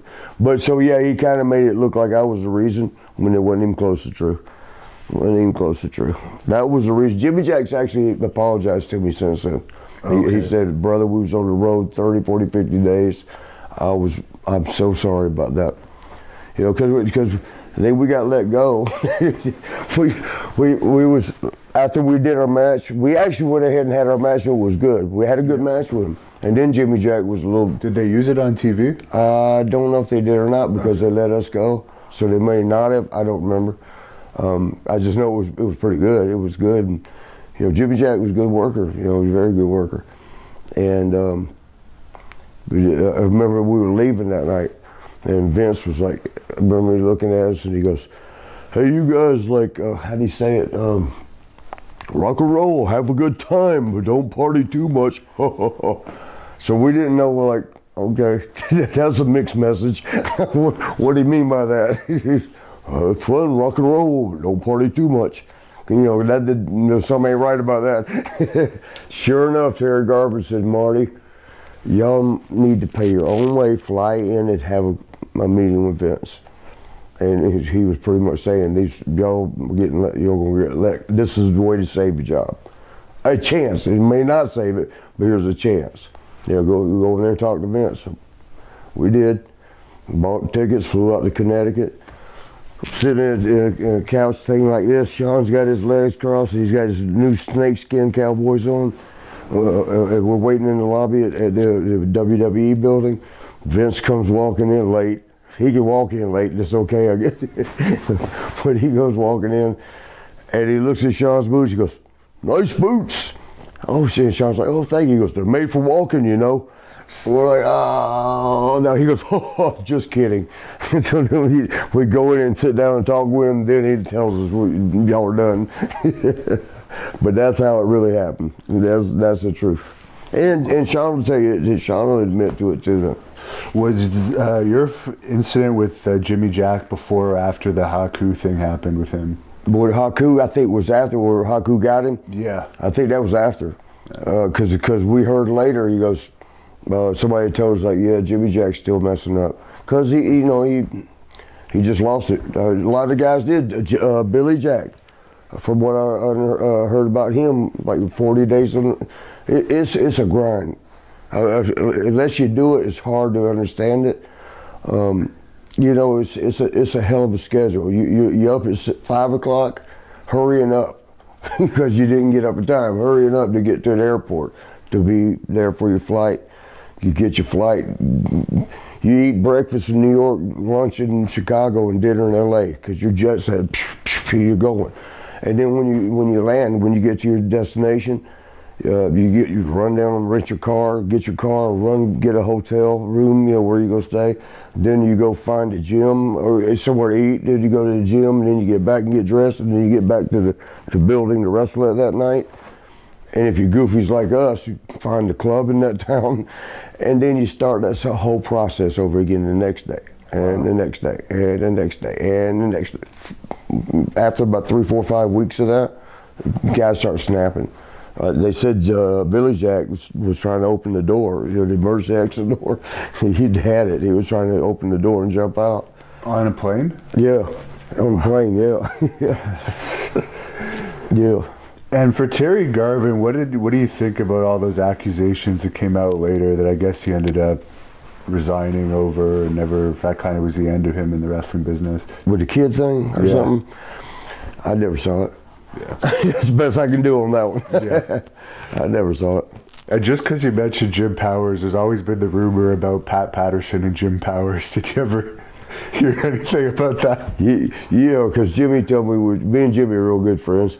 But what Jimmy was telling me one time, he was like, Marty, damn it. He goes, Pat Patterson, he offered me, he said, all I got to do, and I love you, Pat, sorry to tell the story, you know it's true, and we've already talked about it. And I do love Pat, not like that, but I do love Pat. But I guess he wanted Jim to come to a hotel room and just oh, you know, I say it right. Hang out. Yeah, hang out. Well, yeah. Apparently, he asked Sid to go watch lightning on the balcony at his hotel room once. That's what Sid did in a play. But I guess Pat was going to honk on Bobo.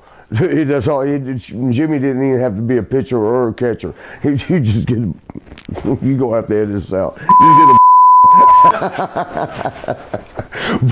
but so Jimmy, you know, he didn't go for it, and then you know he worked his out. He was great working out and shit. And he worked hard, and he was a good worker. And he was telling me one time, he goes, we're making a trip. He goes, and he was just kidding, but it was still funny. He goes, God damn, Marty, you know what, man? If I had that decision to make again, all I had to do was lay there. Well, because there's always the rumor of that's why Steve Lombardi had his job for the decades that he had it for. And again, I didn't see it. So, Kamala told us apparently that back when Lombardi was kimchi, he saw them share rooms. But, that don't mean they did anything. Yeah, exactly. So what were you guys feeling like once you were fired? I guess you ended up going to... Oh my God, it was horrible. Because now Sean's like, well, call the Gagnes, tell them we'll be back. And I'm like, hell no. No, we just left them. You think we're going to call back and say, hey, can we come back? And they did. They laughed us out of them. They were so happy about that. We left them, and then we went and got fired over there. It wasn't really fired, it was released. But, and there is a difference. But we had to start over, man. We was already established, nationwide. But now we had to go down to Birmingham, Alabama for Continental Wrestling. Little bitty Alabama with the Fullers. And again, that's one of the things in Sean's book. We actually did get, I guess you'd call it fired, because Sean had done something he shouldn't have done. Yeah, because he did not want to be there. He couldn't stand it. It was like, man, this is below us. This is beneath us. It's like, but I was like, Sean, we got to rebuild, bro. We'll be back, but we got to do this. But he was signing. He was just so frustrated. But he had signed what got us let go. I guess you would say it that way. Was he signed on some little girl's back of her shirt thing. It wasn't nice what he wrote. I ain't even gonna say it, but it wasn't nice. And the parents went and took it to the promotion and said, this guy. And so they had Bob Armstrong tell us, like, guys, you shouldn't write that. You shouldn't write that on people's shirts and when you're signing autographs. And it was like I didn't know, but. And Sean said, well, fuck you, I quit then. And he does say this in his book, because I did. When he decided to go that far with it, I went with him. I was like, okay, let's go. I just thought of something you asked me earlier about, it had to do with He said I didn't, I wouldn't check something out with WCW, but then I told him I was just lying. I didn't really do it. Let me please tell that one right here. Let me. Oh yeah, before we forget about it, this goes on into later years, but we'll tell that. Yeah, this what happened. Sean was at the time we just had a meeting with Vince about our pay. We was like, it was due to a Wheaties box or something. cereal thing. Your pay was half what everybody else's. Yeah. And we had just had a meeting with Vince, me and Sean, and asked, how can we get our pay rate higher? Don't give it to us free. We'll work harder, but what can we do? And Vince stuck his hand out. You just did it. I appreciate that. Because we said, I did. Sean ain't say nothing. But I said, we'll work harder. We're not asking you to give us a higher pay rate. We just want to climb the ladder. And he said, you just did it. Sean was hurt at the time. He had just bought a motorcycle, and when I did what I told him, I was, man, no, because all the boys always remember there's a Halliburton phase, there's the snakeskin cowboys phase. All the boys do all the same. They go through phases. Everybody's doing the same thing. Well, this was the motorcycle phase. All the boys were getting motorcycles, and Lex had just wrecked. He had just bought one. Brock Lesnar even got into a wreck in later years. He fucked up his leg. Oh, see, and when Lex had done it, it was funny because he just got off the car lot with a brand new motorcycle, and then hit something out there and tore his leg up a little bit. And they told him, well, as soon as you drove your motorcycle off the lot, it's worth half what you just paid for it. It's just appreciated by. And that's true. I guess I had some cars and everything. But anyway, I was just telling Sean for the wrestling, for our careers. Now, don't mess with the motorcycles, man. Not right now. Sean went in and got one, and from what I remember him telling me, a railroad track. It was a little bit slick, wet out, and he put his leg down and it tore. He had to get all that surgery. In fact, if you ever see the Survivor Series where it was Hercules and Paul Roma. Yeah. I mean, Sean, we had to cover that he couldn't work. He gimped out there by them, beating him up with a chain so he could lay out on the outside. But that was from the motorcycle thing. But anyway, so where I was gonna go with that? When he was hurt for that period of time, Shane Douglas, good brother, great brother, but he was filling in for Sean. Sean wasn't even on the road. And then we had that commercial, like we was talking about, the Wheaties or the cereal thing, Superstar cereal. Yeah. And we flew into Atlanta. They flew Sean in from Tampa, where we was living. But I was still on the road, so it was the last day on the road. We went in and do the commercial. You have to sign. It was our second commercial with more than 3 words, and by union SAG, you have to sign a SAG a card thing, sign up for it. And they got all this, everybody's paperwork there. And we're looking for ours. We weren't trying to see other people's money, but we're looking for our names. But Sean's like, well, look, the Road Warriors are getting 10,000. Well, earthquake and what would they call it? Natural disaster, earthquake and somebody. Typhoon, yeah. They're getting 10,000. And then the individual guys like Sid Vicious was there, a couple of they're getting 10,000. Well, here's mine and yours, Marty. We're getting 5 each. Road Warriors were getting 10. Everybody was getting 10, but we were the only ones getting 5. And we had just talked to Vince, like, how could we up it? There was a perfect opportunity. But so Sean went crazy about it. Fuck this shit, let's quit. Fuck this shit, fuck. And back then, I didn't, I was kind of goofy. I was like, he said nothing. I'll go call him now. You want to quit for real? Let's quit. And he was like, yeah, I'm tired of this shit. We just talked to him. Let's quit. Payphone. We didn't have cell phones. Straight over to this is at the commercial place in the studio. Right to a payphone. Called. Got Pat Patterson. I remember saying to Pat, "Hey Pat, I need to talk to Vince. Marty, Vince is busy right now. Can I help you?" I said, well, yeah, we just want to know how to put our notice in. Is it a written 90 day? Because you have to do 90 days to get out of your contract. But is it got to be written? Can it be verbal? How do we do it? He goes, oh, Jesus Christ, Marty, hold on, let me get Vince.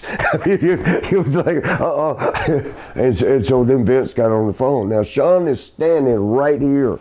I'm right here on the payphone. Here's Sean right here, hearing every word. So Vince is on, and I told the same thing. I was like, hey, man, we want to put our note out. He goes, oh, what's the matter, Marty? Can we talk about this at TV? I said, no, we just talked to you a few weeks ago, and it did work. So now we're done talking. We just want to put our notice in. We want to do it the right way. And he's like, well, I guess I could appreciate that. I really wish you wouldn't, but if you feel that's what you need to do. And so he's looking through his, you hear the papers, he was looking through the book. He goes, well, now remember, Sean's here. He's only hearing me. He can't hear what Vince is saying. Yeah. But when Vince tells me, well, he goes, we got Survivor Series in 3 weeks. I'll let you guys finish up there. I got excited because that, you know what they do the 90-day thing for is they beat you down for 90 days. That way you ain't worth shit when you go, somewhere else. So for him to say we could finish up at Survivor Series, nobody cares if you lose there anyway. So I was like, he just did us a favor, and I was all happy. I'm like, Pharrell, thank you so much, man. Thank you. Sean's right here just hearing the thank yous. And so when I hang up with Vince, he goes, what'd he say? I said, hey, bro, you ain't gonna believe this. He's gonna let us finish up at Survivor Series. Sean's face dropped. What? I said, yeah, we're going to finish up. It's in 3 weeks. We ain't got to do the TVs the next day. We get to finish up. He's going to fucking let us quit? That's when I realized, like, oh, no. Sean, he's not letting us quit. We're quitting right here. We quit. We told him. But he's going to let us do it? I knew then it was going to be a problem. I was like, oh, no. And so, I tried to tell him the good about it. Look, we don't get beat down, man. Just a favor. Stop. And he always said that I lied about calling WCW or said I never did or something. No, I did. I won't say who it was. He said you talked to Joey Maggs and you had told him it was Magnum TA, but in the end it was just Joey Maggs. I ain't talked to neither one of them. I ain't talked to neither one of them. I actually talked to Dusty. Oh, so then we fly home that day. Yeah. I go to my place and he flies home to his place. When I get home, now I've been on the road. He had not. He just flew in for the commercial. When I got home that day, I'm checking my answer machine. This is how long ago? Answer machines, remember those? Don't listen to answer machines messages, like 20, 30 of them. The very last answer machine message, Marty, this is Vince McMahon, give me a call at the office. And it was around 4:35, and I'm thinking, okay, he ain't gonna be there, but I'll go see what y'all call him just in case he is. Because it was around 5. And I call him, and he's like, well, he goes, I want you to know you're welcome to stay on, and you can wrestle singles, and we don't really want you to leave. And I said, no, Vince, I'm not going behind Sean's back. No, we made this deal, agreement together. No, I'm not going to do that. I'm not going to go behind his back. He goes, well, that's funny. Sean just called me. He said he had nothing to do with this, that he was surprised that you did that. Man, I don't even know if I said goodbye to Vince. I think I said, I'll call you back, and then hung up and then called Sean. I mean, I can still hear Sean. And I said, hey, bro, it's just tell me it ain't true. Tell me it ain't true what Vince just told me. You told him that was all my shit, you had nothing to do with it. He goes, Marty, on the flight back home, I had time to think about it. He goes, your house is paid off. I'm still paying on mine. You're single. I'm married. I can't quit right now. That's fine, but don't throw me under the And that word actually got around to the boys and to the agents. I mean, because then the next thing was we'd come in at the next TV taping and sit down and talk again. That's where they came up with the split us off and figure out how to make Sean a superstar and whatever else. But the boys, because the agents, the Hebners, and Blackjack Lanza, a bunch of it, they wouldn't told Sean fucked up. Excuse my language. Sean stabbed him in the back. Sean stabbed him in the back, and some of the boys. I remember Wayne Bloom coming up. He goes, Marty, I'll beat his ass for you. You want me to beat his ass? I'm like, no, we don't need to do any of that. But that's the real story, and if Sean knows it, he actually won't deny it. He came up to me at when he was doing his first book, and he was religion and stuff now, so he don't want to lie. But he had heard me doing a shoot interview where I told this very story, and he comes up and he asked a couple of my friends that were with me, come over here, and because I want everybody to hear this. I'm at the part in my book where, well, how do you remember when we split up? I heard you said some certain things that were different than what I remember. What do you remember? I said, what I remember is what happened. And then I told him, and it was funny because he was like, he sat there with a look on his face, he goes, and he stomped his foot like a little kid, stomps his foot and goes, how do you remember everything? You did more drugs than me. And he goes stomping off. He goes storm. And all my friends that he called over, it was so good because he's like, I want witnesses. Yeah, we just heard you. And guess what? The whole point was he was in that part of his book. He still wouldn't told it the other way.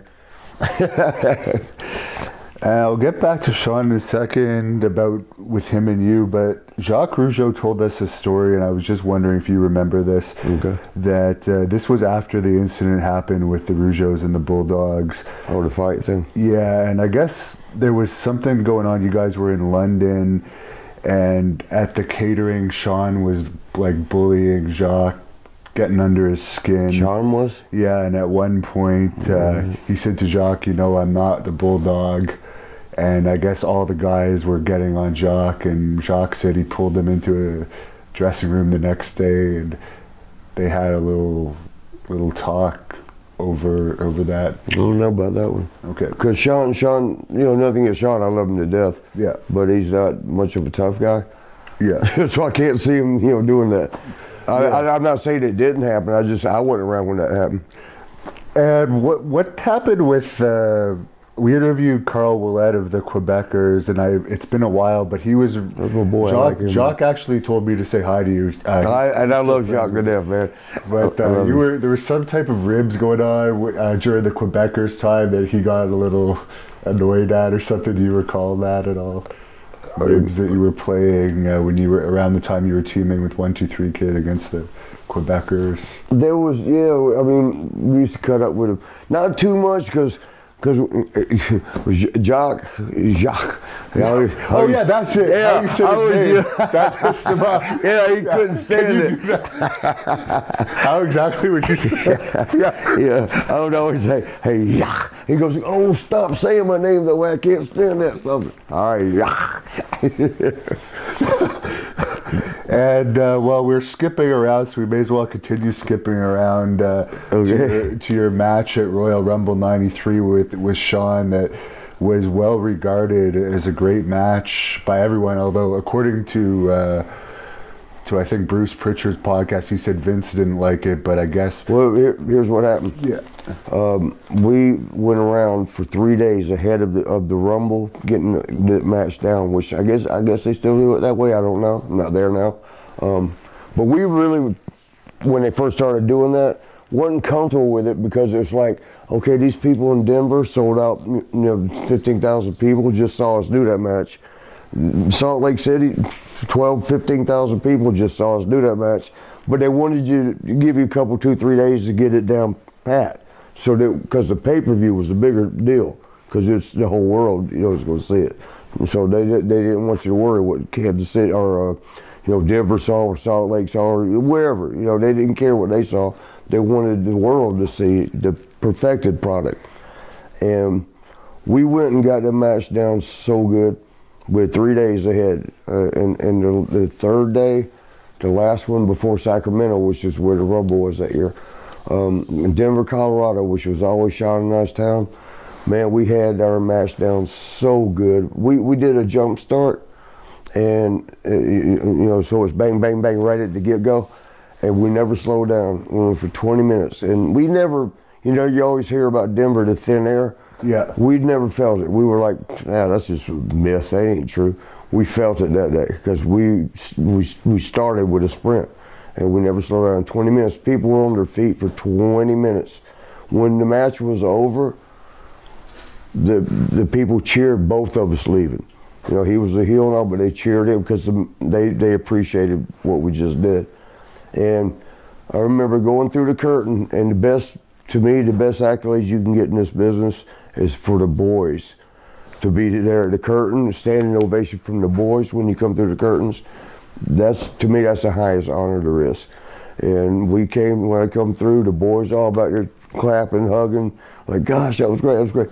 And I'm talking about we spent. I remember walking on past, and there was a table. I was embarrassed. I didn't want nobody to be like, I don't know if I can breathe. I roll up under the table and just lay there and catch your breath and stuff. And then I heard when Sean come through the curtain, everybody's, you know, same thing, giving hugs. And Blackjack Lanza, who was the agent, called Vince, because he always had to call in to tell Vince, what the matches were like and what happened and how they went and everything every night. All the agents do that. They would call in. So I'm laying there, and I hear Blackjack Lanza telling Vince, he goes, you know, I've been wrestling all these years. He goes, I'm telling you, you're going to have to put this match on main event. It's the best match we're ever going to see. I have never seen anything like it. We did. I mean, we hit it. We had it down. Next day's a Rumble. We're going to tear it up. But I remember hearing this. I heard that, and it made me smile. Like, oh, okay, we did. You know, it makes you feel good to be blown up. Like, okay, it's worth it. But then I'm hearing this, and I turn my head, and Sean's on the other side. We were both out of gas, man. We gave it all we had. But to this day, it's the best match I've ever had. I don't know. I can't speak for him, but it's the best match I ever had. Next day, the Royal Rumble. Now they come up and, okay, we need Sherry. They interject Sherry. Changed the whole rhythm of the match. It changed up everything. The flow, everything was different. Because they had her, like, she'll come in right here. She's going to slap you, and then she's going to turn to you, and she's going to do this, she's going to do that. Why didn't y'all do that for the last 3 damn days? Why did we go and get this match down?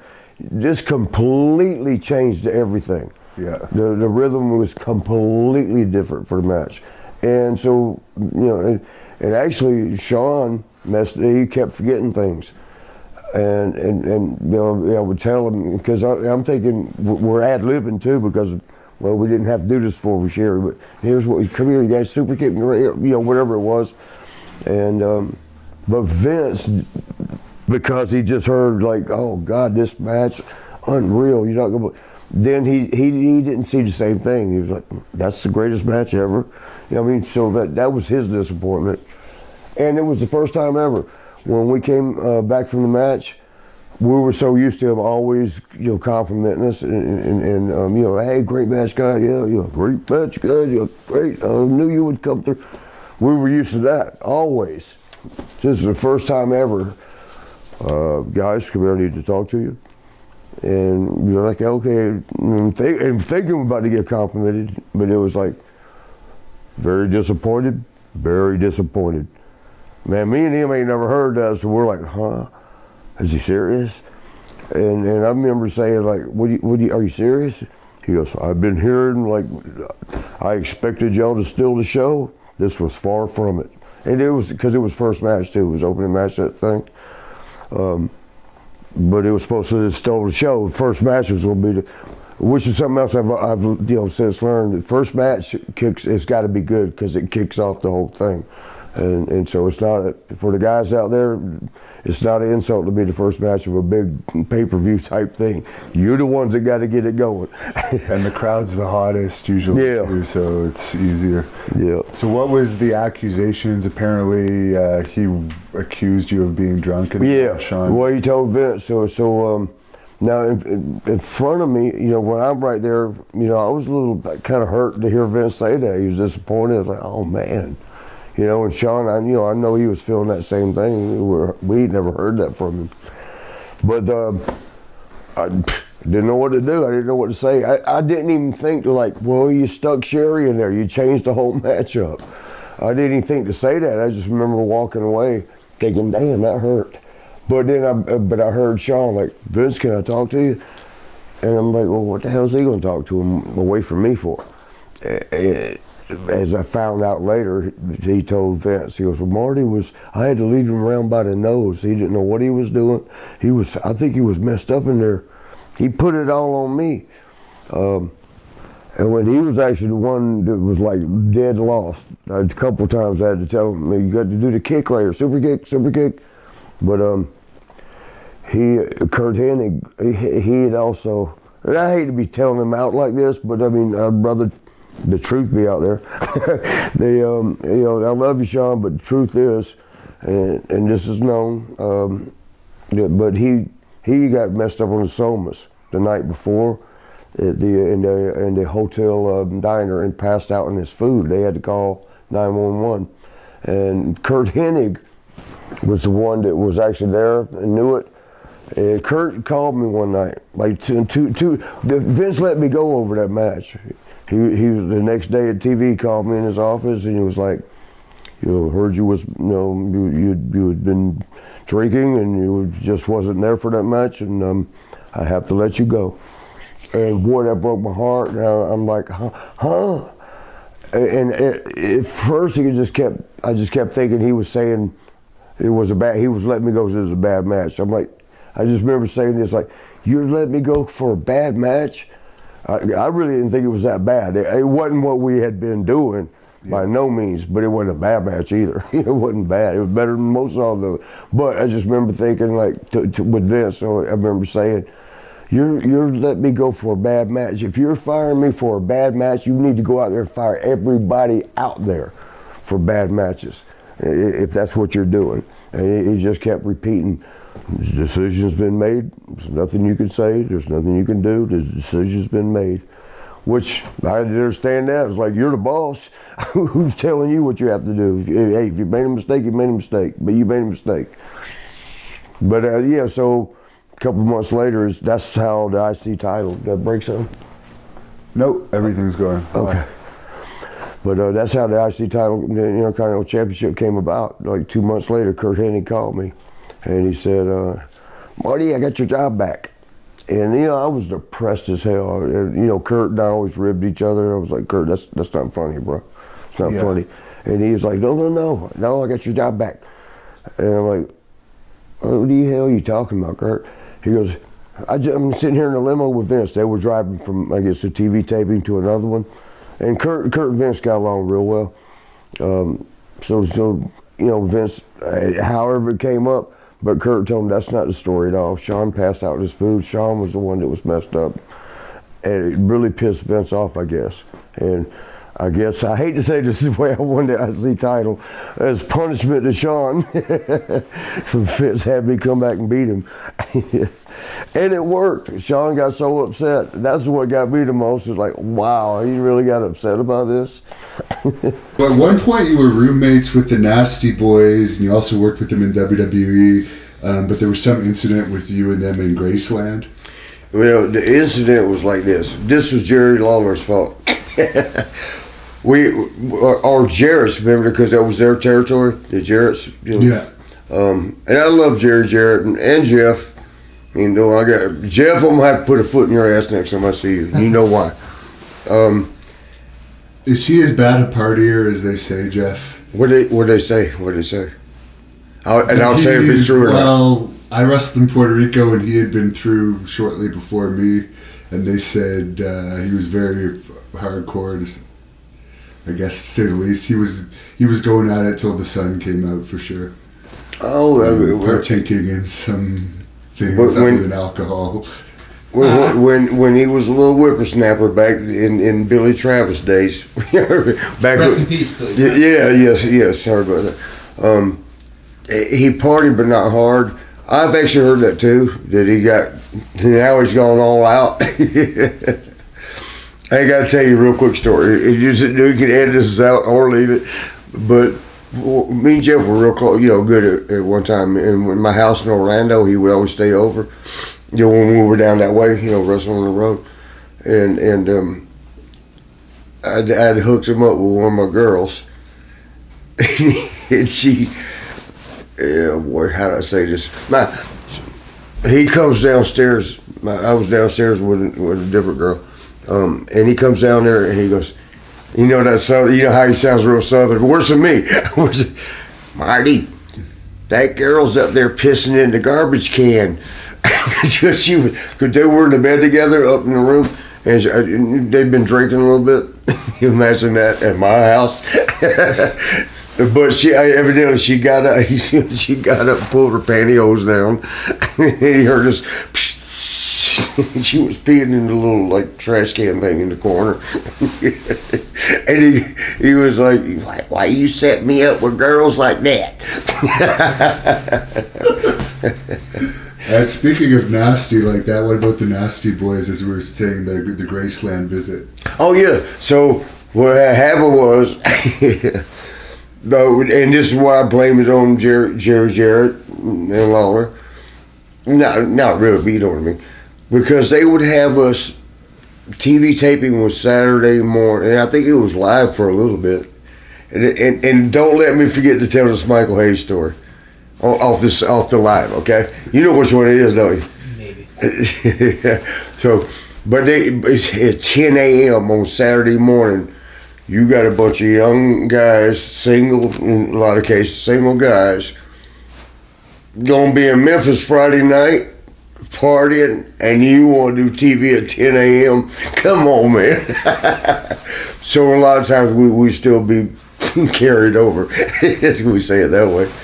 But on this particular night, Friday night, I think it was, I don't remember, somewhere in Mississippi, because we do a spot show. We call it a spot show across the river there, or across state line. And we came back, and everybody had been, we all feeling good. And Shawn Michaels is a big Elvis fan. That's that's known. If you think about it, the Heartbreak Kid, remember the Heartbreak Hotel?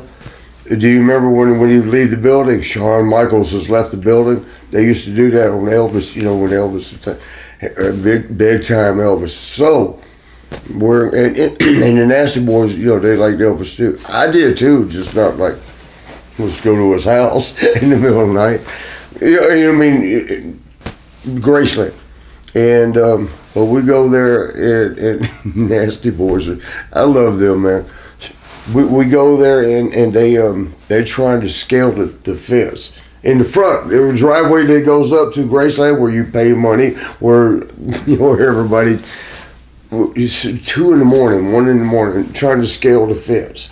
And the security guys, there's a little booth right there. They come out, I say they, it might have just been one guy, come out and said, what are you doing? And recognize them. Because, the Nasties were very recognizable, good Mohawks and stuff. So they were like, what are y'all, Nasty Boys, what are y'all doing? And they're like, we want to see Elvis, man. And he goes, I can't let y'all, I can't do that.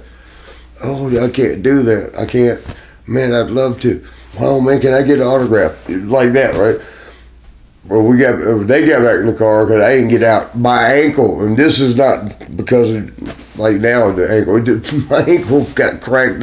Had just got cracked then. I was gimping around. But so, at the Elvis compound, Graceland, got back in the car, went up the street a little bit, take a left, because man, that Graceland's huge. It's a major city block. But we go back to the backside, and everybody's getting out in the car. We're like, we'll jump over the wall, and just all they wanted to do is go up to the little area where he's, where he's buried, or supposedly buried, And my funky butt was like, man, I can't keep up with y'all. I'll try. Y'all go ahead. Y'all go have fun without me. Scale the wall. They all going up there, and it's like like a horse fence thing. Like the westerns and the horse fence. Yeah. The wooden thing. It's like one of those, and it's right around Elvis back then. I don't know if it still is, but back then, and around the grave area. And they're going over it. I'm jumping over. I want to be one of the boys, right? I want to be with my friends. It was Sean, Knobs, and Sag, and my little limping butt falling behind. And they're up there, and I'm watching. And man, I hate to tell the truth on this, but Knobs can I go ahead and do it? Knobs. I see Knobs like peeing. I'm like, what are you doing? And he was like, oh, I'm giving him some beer. It's just recycled. He was like, he would love it. I'm like, oh my God. and then SAG, because then I think that either down there at the security gate, they hear us was 100 feet up or whatever it was, or somebody from the house, because the little grave is out in front of the house, or somebody heard, but it was a noise that scared us, so it scared us all. SAG was the funniest. He goes running that little fence thing I'm telling you about, like where you tie your horse up in the westerns. You know, the horse. He goes to jump over and knocks everything down. He just breaks everything down. It was the most noise. Then the lights go on in the building. The security guy down there's the light. He flips his light on. I'm like, ah, damn.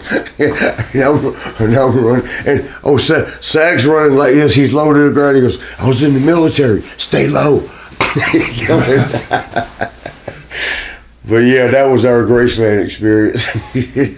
And at what point were you traveling with the Iron Sheik? Several times. Do you know that's like my favorite brother? Or one of them. I mean, but he's up there. But when we was, you know what he used to tell me a lot. He would say, Marty, you are not Kentucky thoroughbreds. These guys, jackasses. And then he'd go ahead and do something. You know, I love you, Sheik. The hardest thing to travel with Sheik, every restaurant we went to, he would take in 8x10 pictures. and we knew he was going to do it. We were like, bro, don't do this. Don't.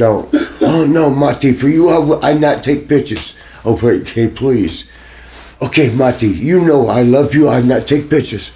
You know, the 8x10 promo pitch.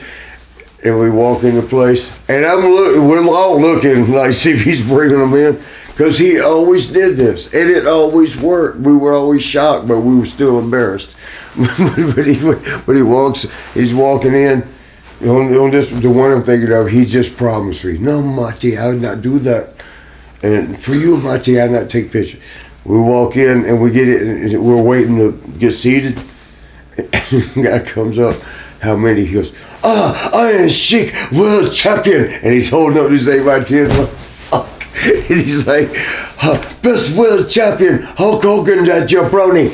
Best world champion, me and Steve Austin. Best world champions. I autograph for you. You let my friends eat for free. Oh man. And it worked. The manager would always like, yeah, oh yeah. Damn. What was the short arm clothesline story someone mentioned to ask? What happened was, it was Des Moines, Iowa. I used to party a lot, and I had a lot of girls. I've stayed single. How many girls have you been with? More than I'm allowed to tell. Because there's no way I win when I tell that. Some guys will say, shit. The other guys will say, liar. And the other guys will go, fucking pig. Excuse my language. Pig. There's no way to win. Is Flair lying about 10,000? I promise. The reason I know is because I was up there with a lot of numbers. It does become work. I mean, for him, he was talking 10,000. Okay, that's 2 or 3 a day when you're on the road. That means you ain't doing nothing but fucking. Excuse my language. You ain't doing nothing but fucking. Stop, man. Him and that Will Chamberlain or somebody else. Was it Will Chamberlain? Yeah. That lied. I don't know. I wasn't there marking it off the list. But I know what I did. I know I stayed busy. I guarantee you your damn ain't even close to 10,000. No, I'll go ahead and give you 1,500. Well, that's very impressive. So the short arm clothesline. So I have to ask you so what happened was, but so Des Moines and I were going there, and the way we used to work it, or I did, or us, so you know, you always got your girls. You know, they're your regulars. Remember we talked about earlier. We don't like to call. I don't like to call them rats. Don't groupies. Even though groupies is better than rats, but you don't want to call them. Why put them down? Jake the Snake said we call our fans marks. We're the ones working our ass off to make them enjoy themselves. Then we call them marks. Yeah, so why do you want to put your girls down? But so anyway, this particular night, you always got your regulars, and a true player knows how to play. You put your girls, you keep them separated. You get in the club, you keep them far apart as you can, and you make your rounds. You keep going back and check. Okay, I'll be right back. I get a drink over here. I'll be right back.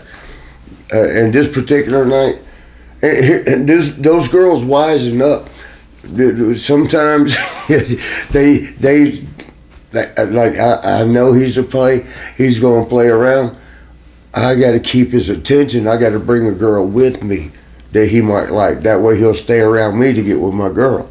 You heard me? That happens. It happened a lot, actually.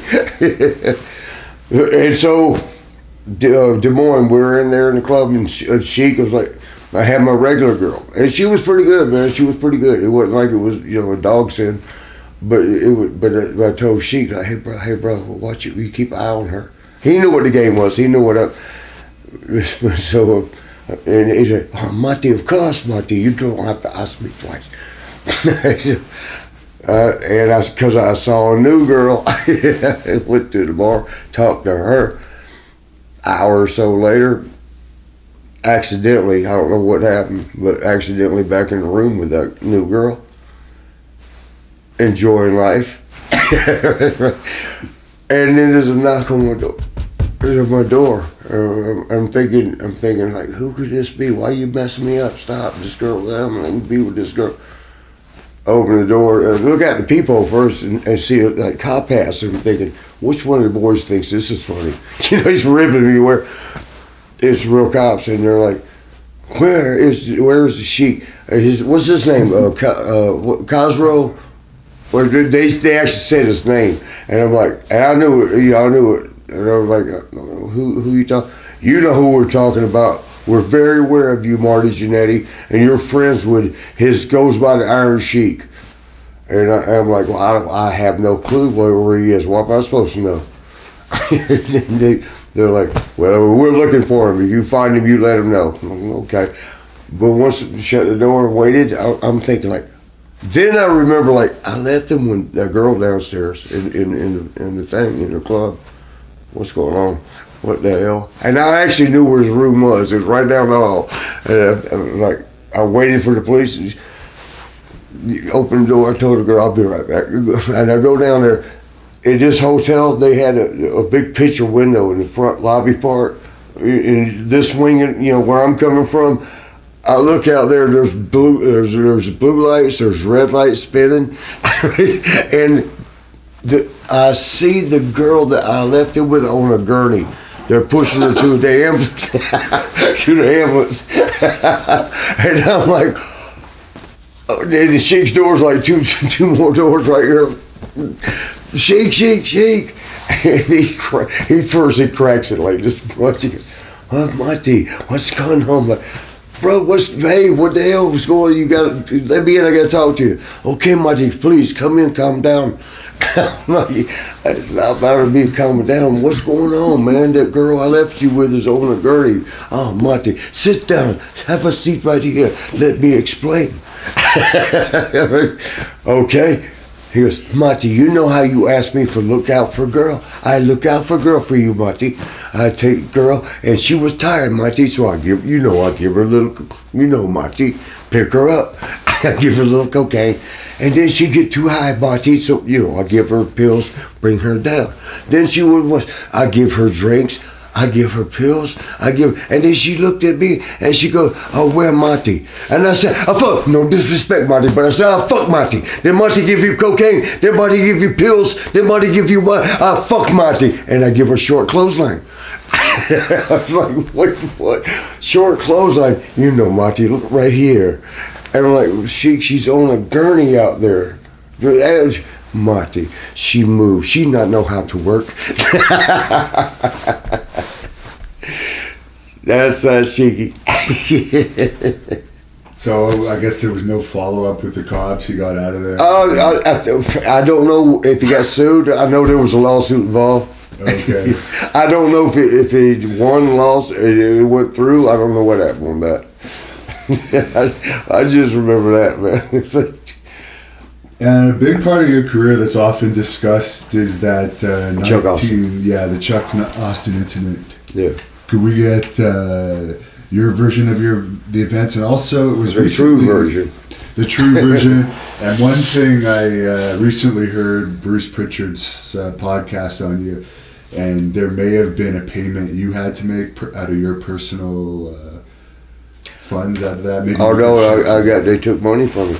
Well, what had happened? We do it that way again. Usually, when you say what had happened was, it's about to be funny or joke or not true. But what had happened was true. Chuck Austin was, I really hate to say negative, but I'm just going to be honest. He wasn't that good. And he lied and said he was. He said, we got a wrestling school. I'm pretty good. And all my boys, all us wrestlers, you go over the matches, and if you got a signature move that's something only you do. Before Billy Gunn made the damn rocker dropper to fame asser, that was my move. It was something Sean and I, we would always go out to the ring early and sit there and think over moves, like what if we did this, throw them in that way, double do this, we'd always do that. And on that particular one time I came up with the leg over, I'm gonna do that. And it was actually WWF that called it a rocker dropper. We never named it. But with Chuck Austin, it was Tampa Sundome. And here's the thing. You don't want to do any moves that's not going to be done right, because it makes you all look bad. And you're trying to please this crowd and yourselves. You want to do good. And it was a TV taping. What's that? Yeah. It was TV taping at the Sundome, and you definitely want to get a TV one. And he had, when we was going over it in the dressing room, I remember telling him, "All right, I'll get your arm, I'll do this, put my leg over it." He was like, "Oh no, I know what you're talking about, the rocker dropper." And I was like, "Oh," it's kind of almost complimentary, like, "Oh, okay, cool, you know what I'm talking about." And he goes, "Oh yeah." I said, "But do you know how to do it?" He goes, "Oh, I do it all the time. I do it all the time. We do it at the wrestling school." I was like, "Oh, you got a wrestling school?" He goes, "Oh yeah. We do, and we do 2 or 3 shows a week. But yeah, I'm good. Everything's good." Yeah, straight up lie. And but when we actually went out to the ring, got ready to do it was a setup to a finish. Again, my wrestling boys know what I mean, and girls know what I mean. But that was the setup, the rocker dropper, bam, and then tag Sean, and he was coming off top with a fist, and that's the finish. I hate telling, it's like I'm exposing the business. But anyway, yeah, I got it, don't worry, I'm good. Lion Ninja didn't know what the hell he was doing. I kind of know what happened. As we in the ring, we get a feel for what's going on with the crowd. We did a move, we did something. He shot me in the corner and come charging in, brought the boot up. That's the boot. Brought the boot up, boom, and it turns, I jump off and give him like a bulldog thing from behind, off the second rope. And it got a great reaction. 17,000 people, sold out Tampa Sundome. And a new guy is going to get real excited, like, wow, oh my God, listen to everybody. Going to do the next couple moves really best he can, and that's what happened. He over tried on the rocker dropper thing. All he had to do is pancake. Head goes over, raise, flat, bam. He tried to do it like a DDT because the bulldog thing, you just did it. He was still in the ecstasy world. Like, oh man, I want to make that crowd do that again. It was not, and we raised up, turned, and right on top of his head, and his head squirted out from underneath his body, which we saw on the video. It snapped his neck. I got sued for that. If you do an arm drag and a guy's arm comes off in your hands, should you really get sued?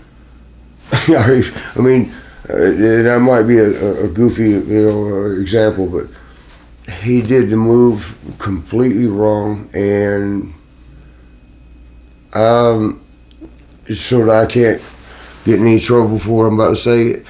In my opinion, and it's pretty much true, the American justice system ain't about right or wrong. It's about who's got the money and how can we get it. And that's all that was. That's all that whole thing was. He completely screwed up. It was obvious. Everybody knew. But WWE, he wasn't even trying to get me or Sean. Oh, Joey Morello, rest in peace, Joey. He wasn't trying to get none of us. What he was doing, and a lawyer got to him. I got so many lawyer friends, I hate to call them little damn wood ticks, but they told him that's a multi-million, now it's $1 billion corporation, multi-million-dollar corporation. Let's get them. We'll get them, man. They did get them and me. They sued. I think the jury really wasn't after. I know they weren't. They weren't after me. They tried to wipe me and Chuck Austin off because here's how it worked. It was like percentage of negligence, which is why the fact that he signed a waiver that said in case of an injury, I hold nobody accountable but myself. I accept all responsibility for what's about to happen. Sign one of those, but yet it's still in court. And when I question our Sean, when I question our lawyers, they're like, well, why is this in court when he signed a waiver? Our lawyers hit us with, we're not sure of that either. That's when I looked at Sean and said, we fucked. And I said, I apologize for my language just then, but we're fucked. They gonna represent us on this case and they don't know? Number one, it's a lie, because lawyers will find the bullshit answer. Everybody was in on the piece of the pie. WWE is a multi-million-dollar company. You take that pie, slice it up all these ways, we all gonna get a piece. And that's all that was, in my opinion. And I'm pretty sure I'm right. But anyway, you know what? When Chuck won the case, he even lied on the stand. So did Sean, and he got away with it. But Chuck lied on the stand, and still won. And I still went over there and hugged that brother afterwards and said, because he is messed up. Broke neck. Even though his doctors told me it's going to be a long rehabilitation process, but he'll get all but 5% use of his neck back. But and the doctor said, what's really nice is that you are keeping up with him. You're checking on your company, that WWF people. They don't keep up with him. They don't care. It don't seem like. I'll say, Jerry Briscoe, I hate doing this, but I'm going to say this. Jerry Briscoe told me when it first happened, I ain't never had nobody get their neck broke or any injury. No serious injury. Matches with me. And I knew it was, I knew he messed up. Doesn't matter though, man. When you see him get on a gurney thing and took him in a helicopter, flew him to Tampa General Hospital. And I'm looking at that, and that's the guy that was my guy, that was me. That shit hurts. I don't know about the rest of y'all, but that shit hurt. I mean, when I say the rest of y'all, the rest of my boys and girls in the business, that shit hurt, man. You don't want to see a worker that you was just with, you know. We did everything we could, man. We kept up with him.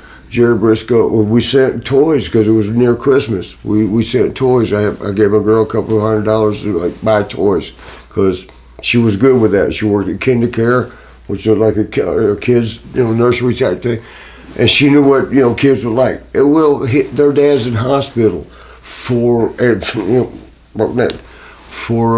Christmas. Let's send them some toys. Let's do and it was all just out of love. It wasn't out of what Jerry Briscoe told me. He pulled me. He called me. He goes, Marty, I understand that you were calling and keeping up with Chuck Austin. I'm like, yeah. Why wouldn't I? And he's like, well, you got to stop doing that. Why? Well, because did you send them presents? Like the kids, yeah. Why? He goes, it's making you look guilty. Guilty of what? Well, Marty, they're suing us. You can't do that no more. You know what? And I'm probably going to get a backlash out of this that I probably regret. I don't give a shit no more. All they had to do, when I say they, WWF had to do, Chuck Austin, $200-something, because he knew, he told me, he had people tell me, I'm so sorry I messed up. I was thinking of the DDT. I messed it up. I'm thinking, like, don't worry about that, bro. Don't worry about it. You're hurt. Don't worry about apologizing. Stop. All they had to do, WWEF, both, had to do, pay his hospital bills. That's all. He wasn't looking to make money until you fucked him over. He wasn't trying to get me anyway. He was trying to get y'all for fucking him up. All y'all had to do, pay the hospital bill. 200, 300 grand. That's like what y'all do to me now with my ankle, with this screwed up ass damn thing, the jumping off top ropes for all them years happened. And you make $1 million off me last quarter, but you can't pay $40,000 to fix this, but you can send Sonny and Scott Hall and Jake the Snake and all of them to rehab 38 times, pay for that. Pay for this. Yeah, made it last freaking quarter. Okay, well shit, I just lost it. I'm sorry. So, yeah, basically for the fans that were asking if we'll ever see you in the Hall of Fame, chances are these are part of the reasons. It has not. The Hall of Fame is very political. Yeah, right? you know what? You belong in there before Coco Beware, obviously.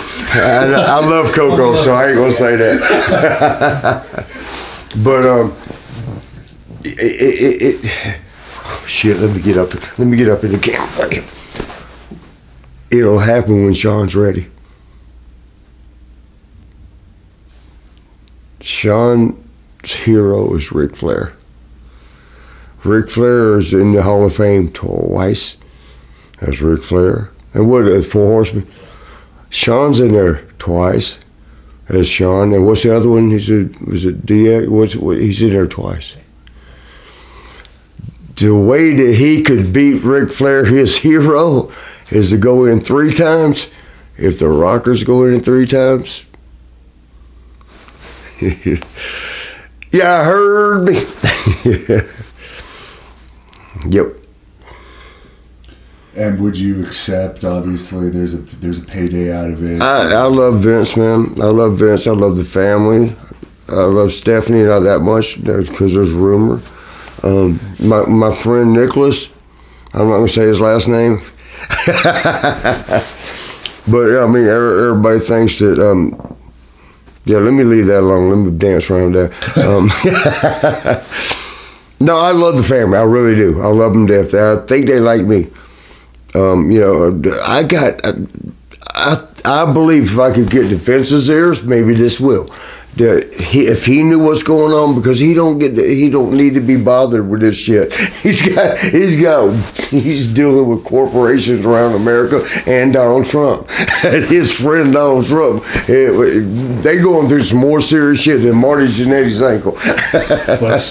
But yeah.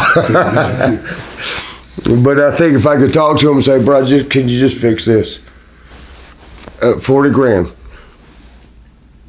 Sonny will be back in rehab, you already know. Can you just fix this? Yeah, and it'd be done. And if it gets fixed, I can still make money. Because I can still do a lot of things. Have they ever talked to you about being a trainer or anything? At one time, yeah, and you know what? A racist thing came out of it. Boy, we're going all out tonight, ain't we? Well, let me tell you what happened. Shit, not only am I not going to Hall of Fame, which is okay, but I was like, I'm gonna get stabbed and shot. And Sean asked me, would you be interested in training?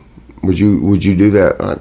Yeah, because I love that. I've done schools, wrestling schools, and I love when I do seminars, you know, with the kids. I love that. I love to see the kids look on their face when that aha moment, like, oh, okay, I get it now. That's why you do the backflip right here and not right there. Okay.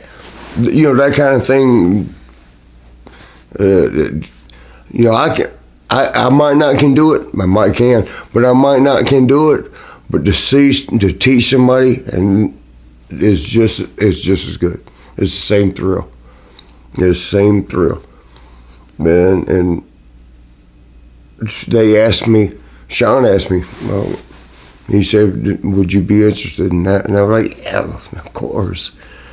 And I was told they're going to do it. It was down in Tampa. Steve Kearns, you help me with this. When Steve Kearns at the school. When it was FCW or something. Yeah, down there. Development, yeah. Yeah, and it was his thing or something. Me and Steve, I love Steve. That's my boy. And I hope I'm his. I think that was around 2007 to 2009 or. Yeah, around the 70s. Yeah. And but here's the thing though, and I don't want to say her name. I don't want to get her in trouble. But and I'm just going to tell y'all what I was told.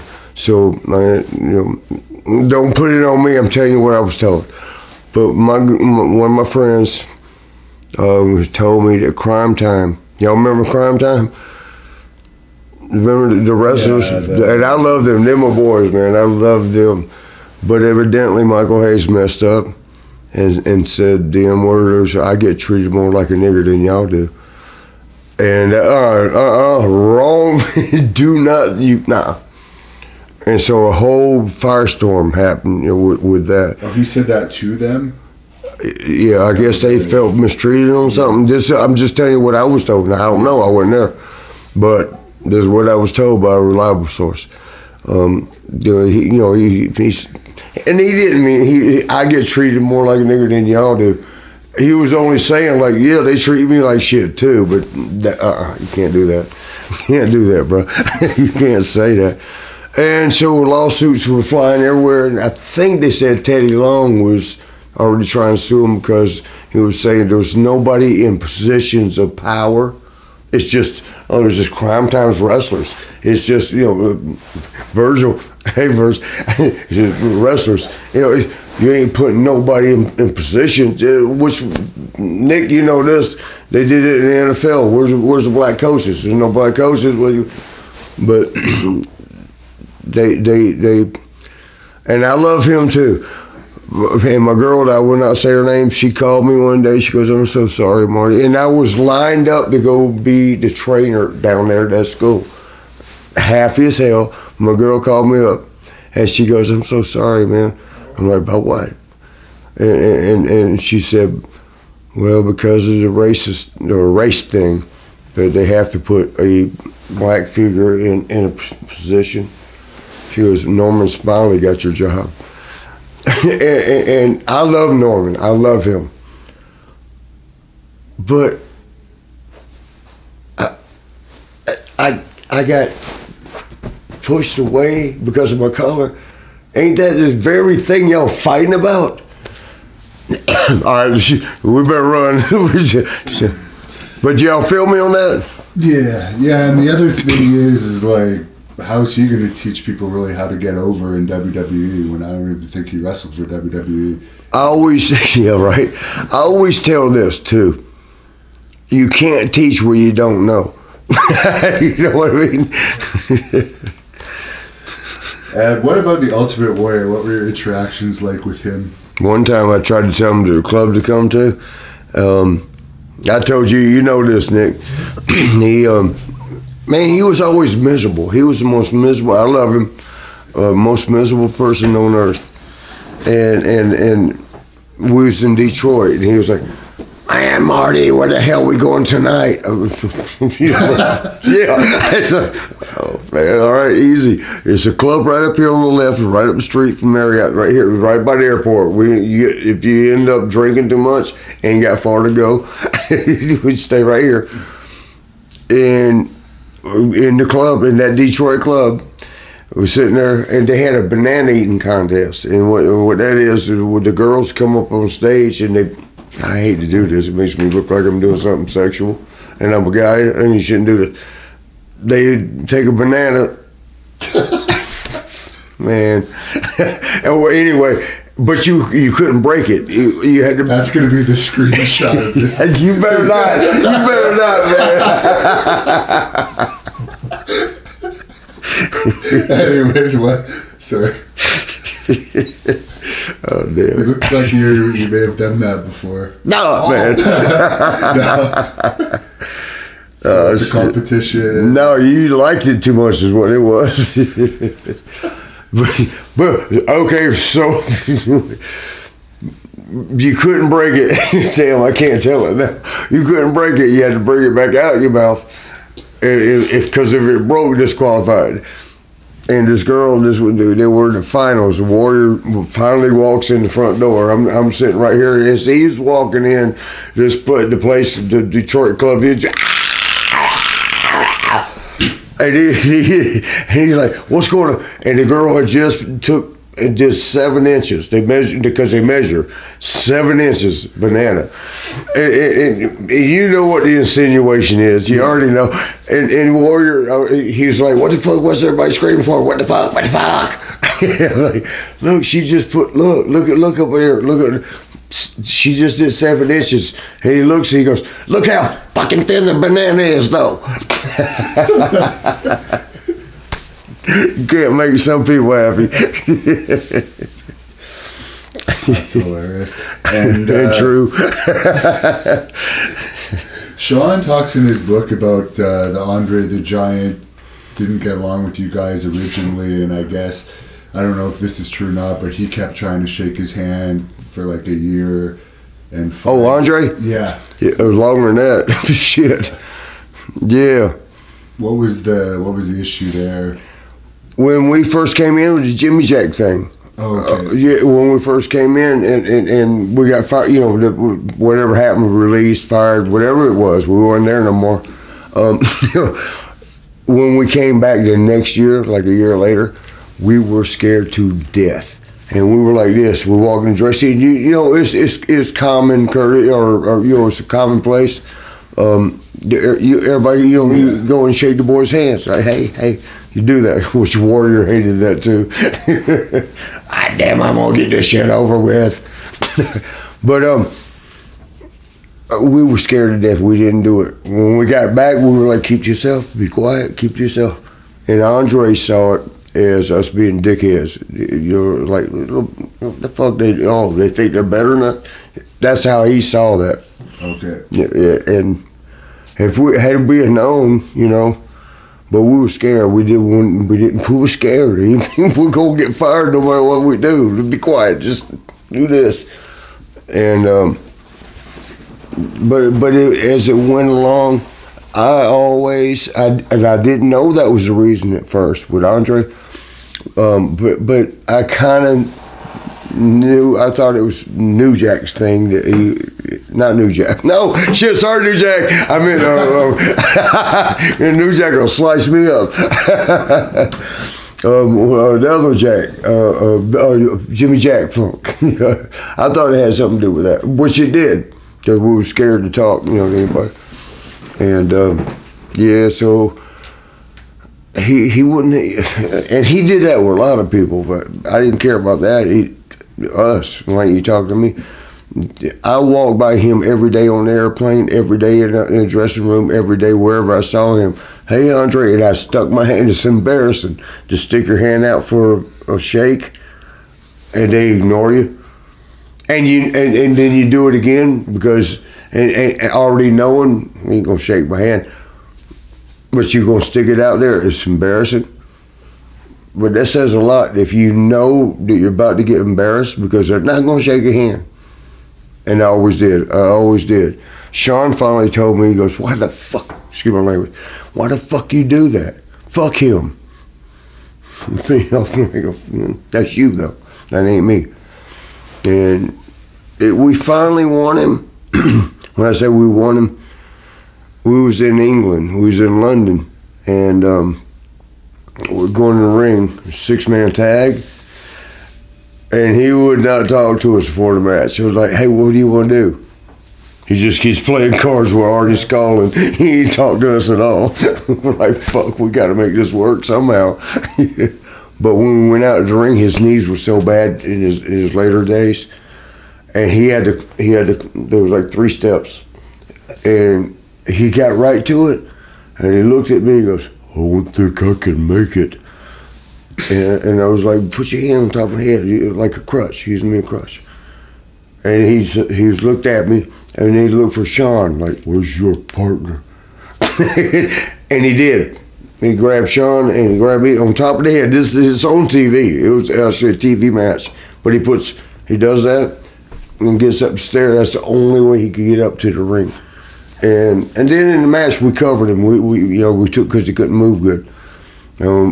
At that time, at the end of, in the back room after that match, me in particular, I can't speak for Sean. I don't know what he said, but he told me, he goes, I apologize, you're a pretty good guy. And he's just what he told me, I'm not sure about your partner.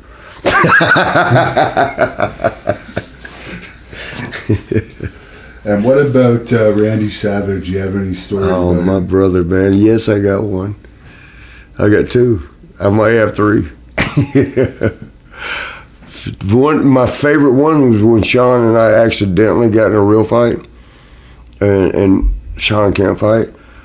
Apparently not, according to all the stories. But we're leaving the hotel. It was Denver, our town.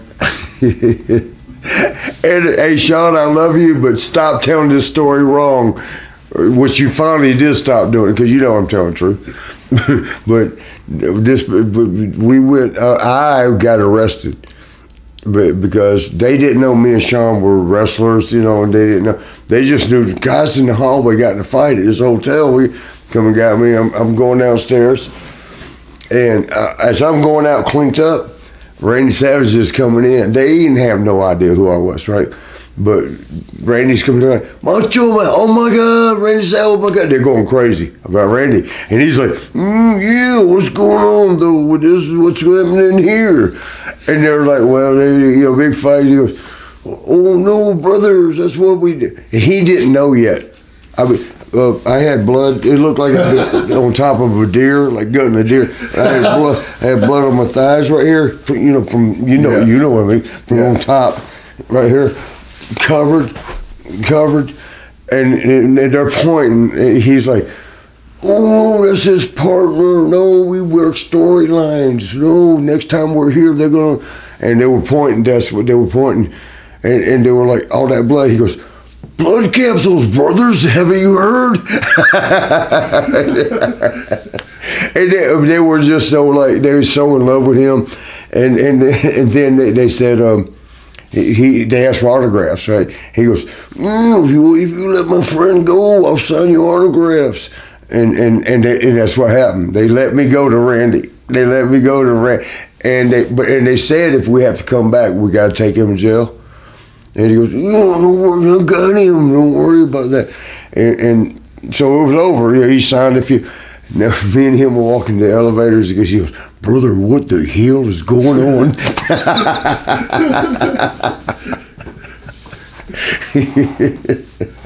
So you're and then I woke up the next morning. And we had to be in Seattle, Washington. We had to be there for a show. I woke up and I look over because I used to party a lot, and I'm single, still single. And I looked over and I was like, oh man, I beat myself up. That's the ugliest girl ever. You know how we always talk about what do they call it where you chew your arm off, the wolf arm or something? I was pretty much like, God, that's ugly. Had pits in the face. I was like, ah, damn, come on, man. Marty, what'd you do? Scooting away. And then they yawned and I looked and it was Roddy Piper. Roddy oh yeah. Yeah, he took me to the room like to get me away from, so we could stay away from each other. Randy. That reminds me, now that I remember from his book, he said that fight had started because apparently Piper had said... He stirred it. Yeah. How did you get along with Piper? I love him. Obviously enough. He's my brother. I love him, man. I got mad at him over that shit because he let me keep, you ain't supposed to hit your friends. Sometimes you might have to once. Like, okay, stop being a dick. But if another friend's there and it's just, you hear that, you need to make that stop. And he actually took the girls that were in the room with us. I say took them. They were trying hard and he was to break it up. And he was pushing them back. They need to settle this. They got to settle like men.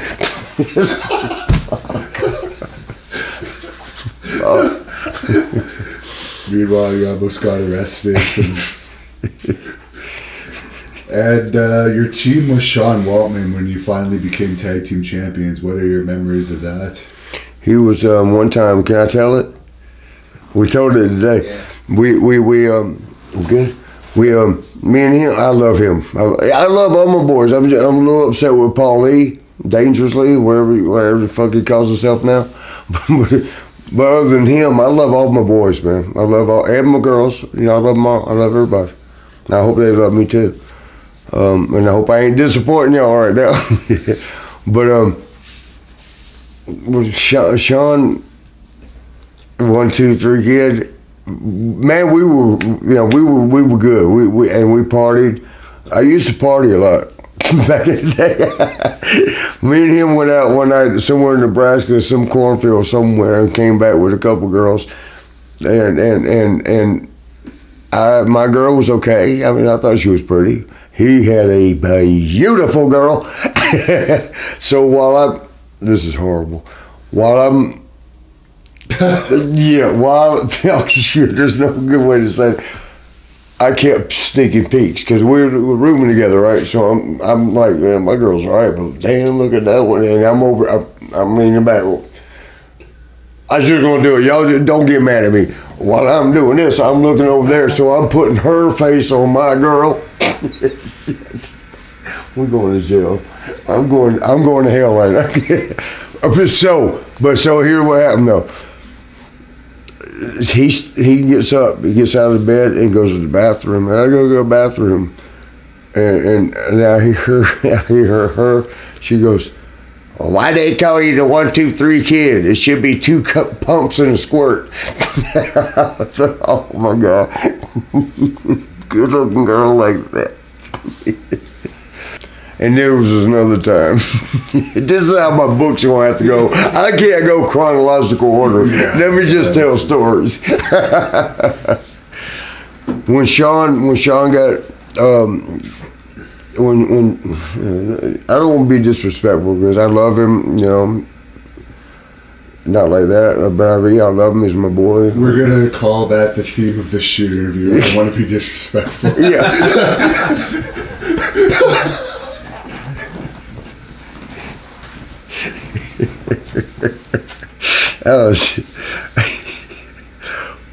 Syracuse, where he got in a fight with all those Marines, and it was actually just one guy that did what they did to him. Davey Boy Smith, British Bulldog, remember him? Yeah. Kid, 1, 2, 3, Kid, that's what people always said. Kid, Sean, it was them three in the parking lot. And Sean has a tendency, you can't get mad at me, this is true. Maybe I don't need to tell it, but I'm going to right now. You told some bullshit about me, I'm telling the truth. All right, so he has a tendency to be a little mouthy when he's around somebody like Kevin Nash or Scott Hall. Now they gonna get mad at me. Scott Hall or anybody he thinks can, like, okay, I'm covered. Now that I got them, what you gonna do? That kind of thing. Well, that night, Davey Boy Smith, Davey, and I guess he was wising off a little bit, and that, you know, he got beat. They got into it with a bunch of guys. When we say a bunch of guys, everybody still swears Sean only got beat up by the one dude, but Davey Boy got out, and Davey being a big old boy, and Davey can, could do stuff. So a bunch of them got on him. They were grabbing, hooking. They call it hooking, or going behind the eyes and doing all that.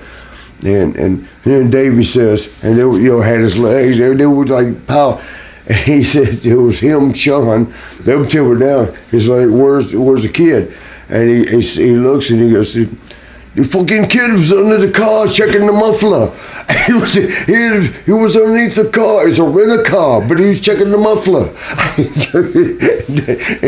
The kid was like, no, I got under there to roll tape. Shut up, man. Roll tape around your fist. This is what he told. That's how he told it. He said, I was putting tape around my fist so when it wouldn't hurt my knuckles when I hit him. Shut up, man. Davey Boy, he's under there checking the muffler. We've interviewed Al Snow a couple times, and he's told us about some of the ribs you played on him, and I guess there were these pills that you used to take that gave you gas. The vitamin, they were expired about 13 years. Icapro. WWE used to give us Icapro. You only took them because they gave you gas? I did it on purpose, yeah. Then I'd go right in Vince's room, like, hey, can I talk to you? Well, yes, you can. Come on in. Any good memories about that tag team? I understand that you both weren't really into it. You know what happened was, and not like the other one, like what happened was, on real, they didn't want us to do it. They just wanted a filler. That basically is what they wanted out of us. I've said this before, I'm saying it again. Sean, I think, had a lot to do with it because he told me he did. And Sean was trying to separate this, in my opinion. Let me throw that in there. Now you can't do shit. I said, in my opinion. One was separating from the Rockers to himself, and needed to, because he's springboarding on up.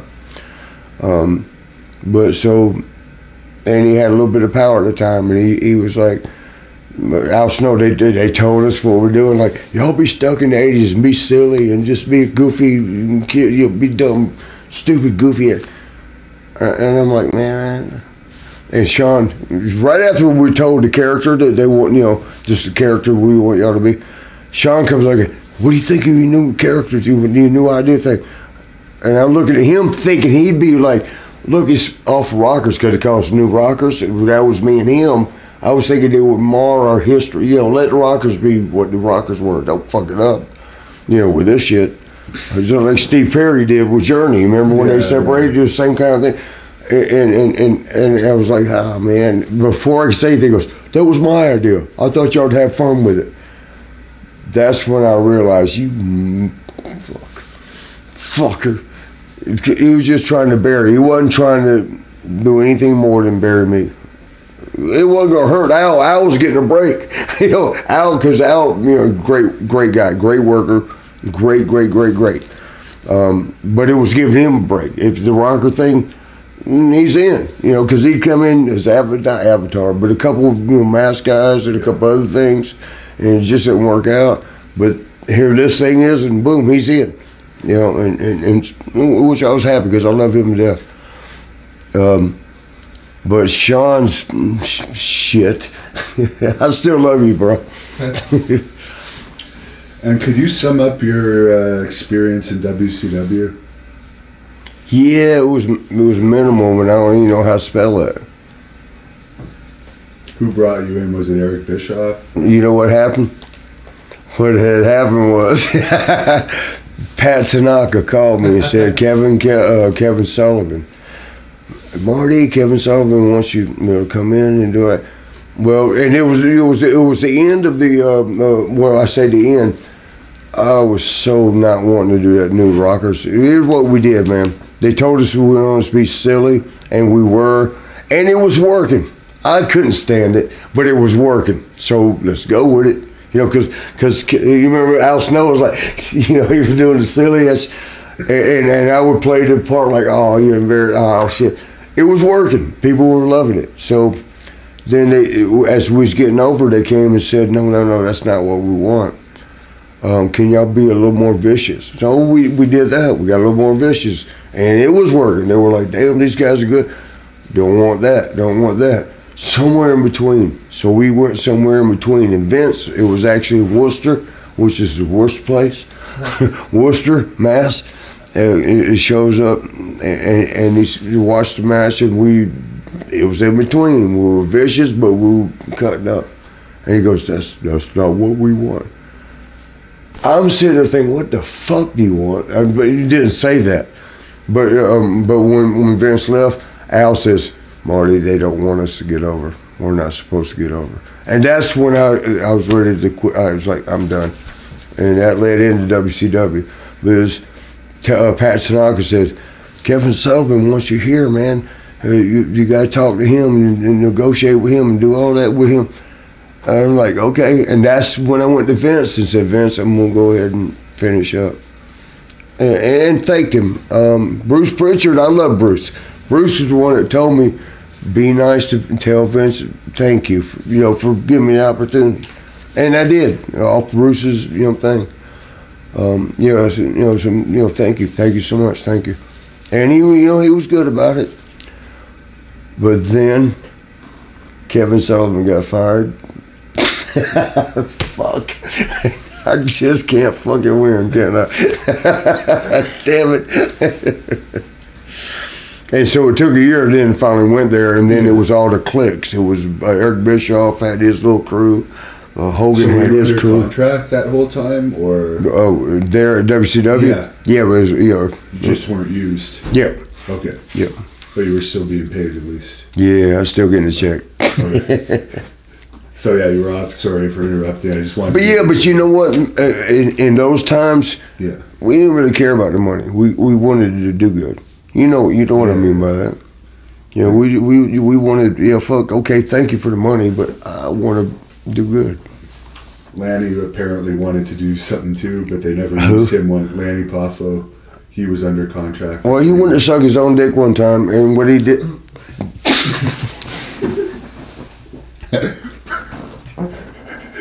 That reminds me.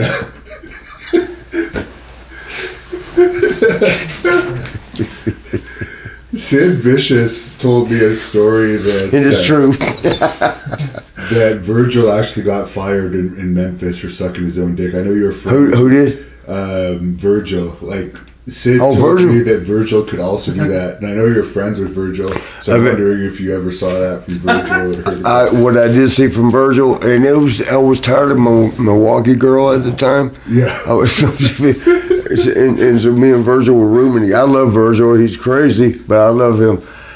And yeah, he's got a thing-a-ling, bro. Yeah. We wouldn't even shower near him because if he turns too fast, he'll liable to hit us. But my Milwaukee girl at the time, I told her, like, hey, we'll stay together another month or two, but you got to go be in bed with him. This is horrible. Sorry, I'm going to. Y'all know I'm going to hell, right? But it took some. Virgil, and I've told this before. Virgil's thingling, it hangs down by his knee. This is the X-rated, the #1 triple X-rated show in Long Island. It hung down by his knee. But the weirdest thing, I don't know if all black guys are like this, because I don't try to get with black guys, but I don't know why. But when it got hard though, this is limp, his hang here. When it get hard, it would smaller up, it'd get thicker, but it would like, okay. And the reason I knew that is because when he got with the girl, my Milwaukee girl, I'm not trying to watch. I'm just like glad she's not in the bed with me. You know, she's over there, and I'm laying back, and I see Virgil over there, and he's doing. I hate. How do you say this, guys? He's trying to get the feel. It is up here by his neck. And he's doing. Oh, okay, I get it now. Yeah, I get it now. I already knew. Quite reaching. Yeah, I knew I would never be with that girl again. Do you have any funny stories about Lanny? He's an interesting character. Lanny? Yeah. I love Lanny, not like that, of course. I love him to death. But he did that, yeah, the whole thing in the mouth. Yeah. We was in Houston, Texas, and I think I told you that. And somebody asked him, like, hey, I heard you could suck your own dick. Hey, I'm sorry, y'all, sorry. But it's... He's admitted it. Well, he has no choice. But somebody threw it up on him. Can you still suck your own dick? And he goes, oh no, I ain't done it in a while. so we're in his dressing room, a bunch of us, and he goes, I'll give it a try. And he starts cracking his back, twisting, stretching. Like, what the fuck? It's going to be a whole routine. And then he finally goes, and it was quick like that. Shawn got mad at me. She goes, you only got the tip in. Hogan, and when he said that, we were all laughing. Hogan walks in, and he goes, what's going on, guys? And we're like, Lanny just sucked his dick. And he goes, and I'm trying to help him get a push. So what was he doing to get himself hard with the dressing room full of guys? I think you answered no question. And the barbershop window, you said you wanted to say something about that earlier, but we didn't get to it. Well, there was 20, it just happened, or the anniversary thing, yeah. 27 years, bro. Yeah. 27 years last week or the week before. And I keep saying this. I always say that 20 years, 21 years, 22. It's 27 is still going because they showed it on Monday Night Raw, a couple times this last few weeks. It's amazing because it's like what happened. What you pick somebody today, or some storyline, or anything today. And then add 27 years to what? So that'd be 2046. And see if they'll still be talking about something that happened today. That's puts it in perspective. Like, damn, right? They ain't gonna be talking about John Cena and Roman Reigns and not putting nobody down. Don't mean nothing, like that. They ain't gonna be talking about that in 2046. we hope we have a country. And was that your idea to go through the window, or was it Sean's, or was this agent's idea to actually? No, it was kind of me and Sean. We talked it over. He actually, his was limited. I actually had more to add to it, and everybody said overkill. Oh, no, too much, too much. Leave it right there through the window. But it was. I mean, we had to talk about a way to split up. And came up with that together. And I was like, let's do it this way, do it that way, and he liked it. And then he went and talked about, Oh shit, I'm still on camera.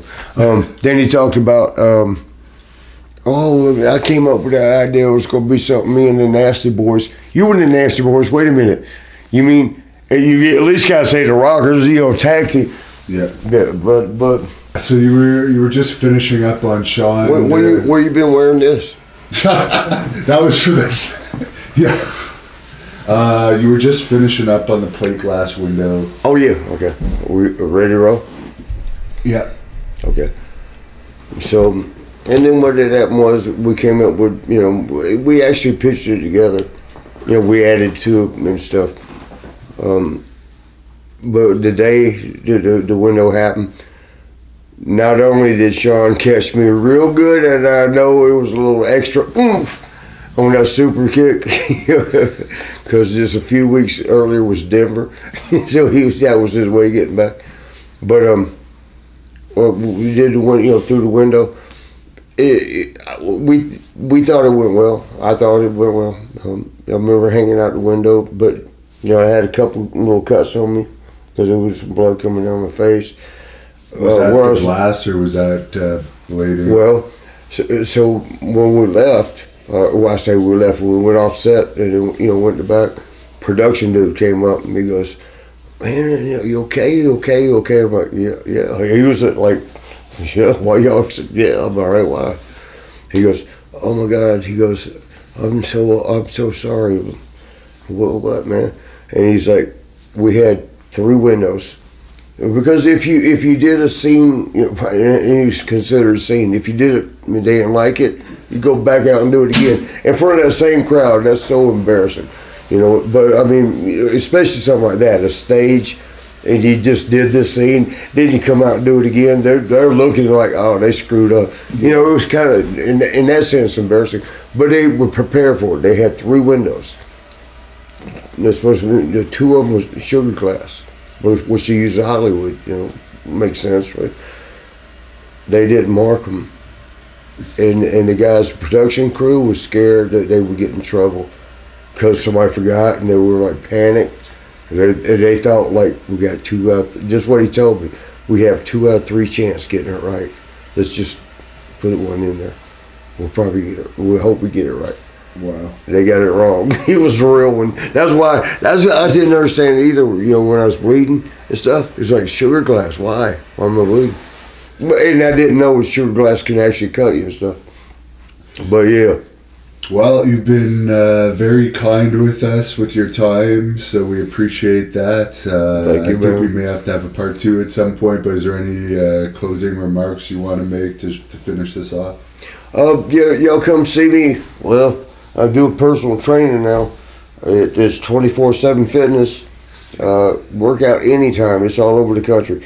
That and come see me on Facebook. I actually have Twitter, but I don't know how to work it that well. I get embarrassed. I don't know what to do. What is your Twitter, just so we know? At one Marty Jannetty. That's awesome. And anything final if Sean is watching this? Anything to say to Sean? Well, don't you feel bad now for lying on them? No, man. I love him. I love y'all.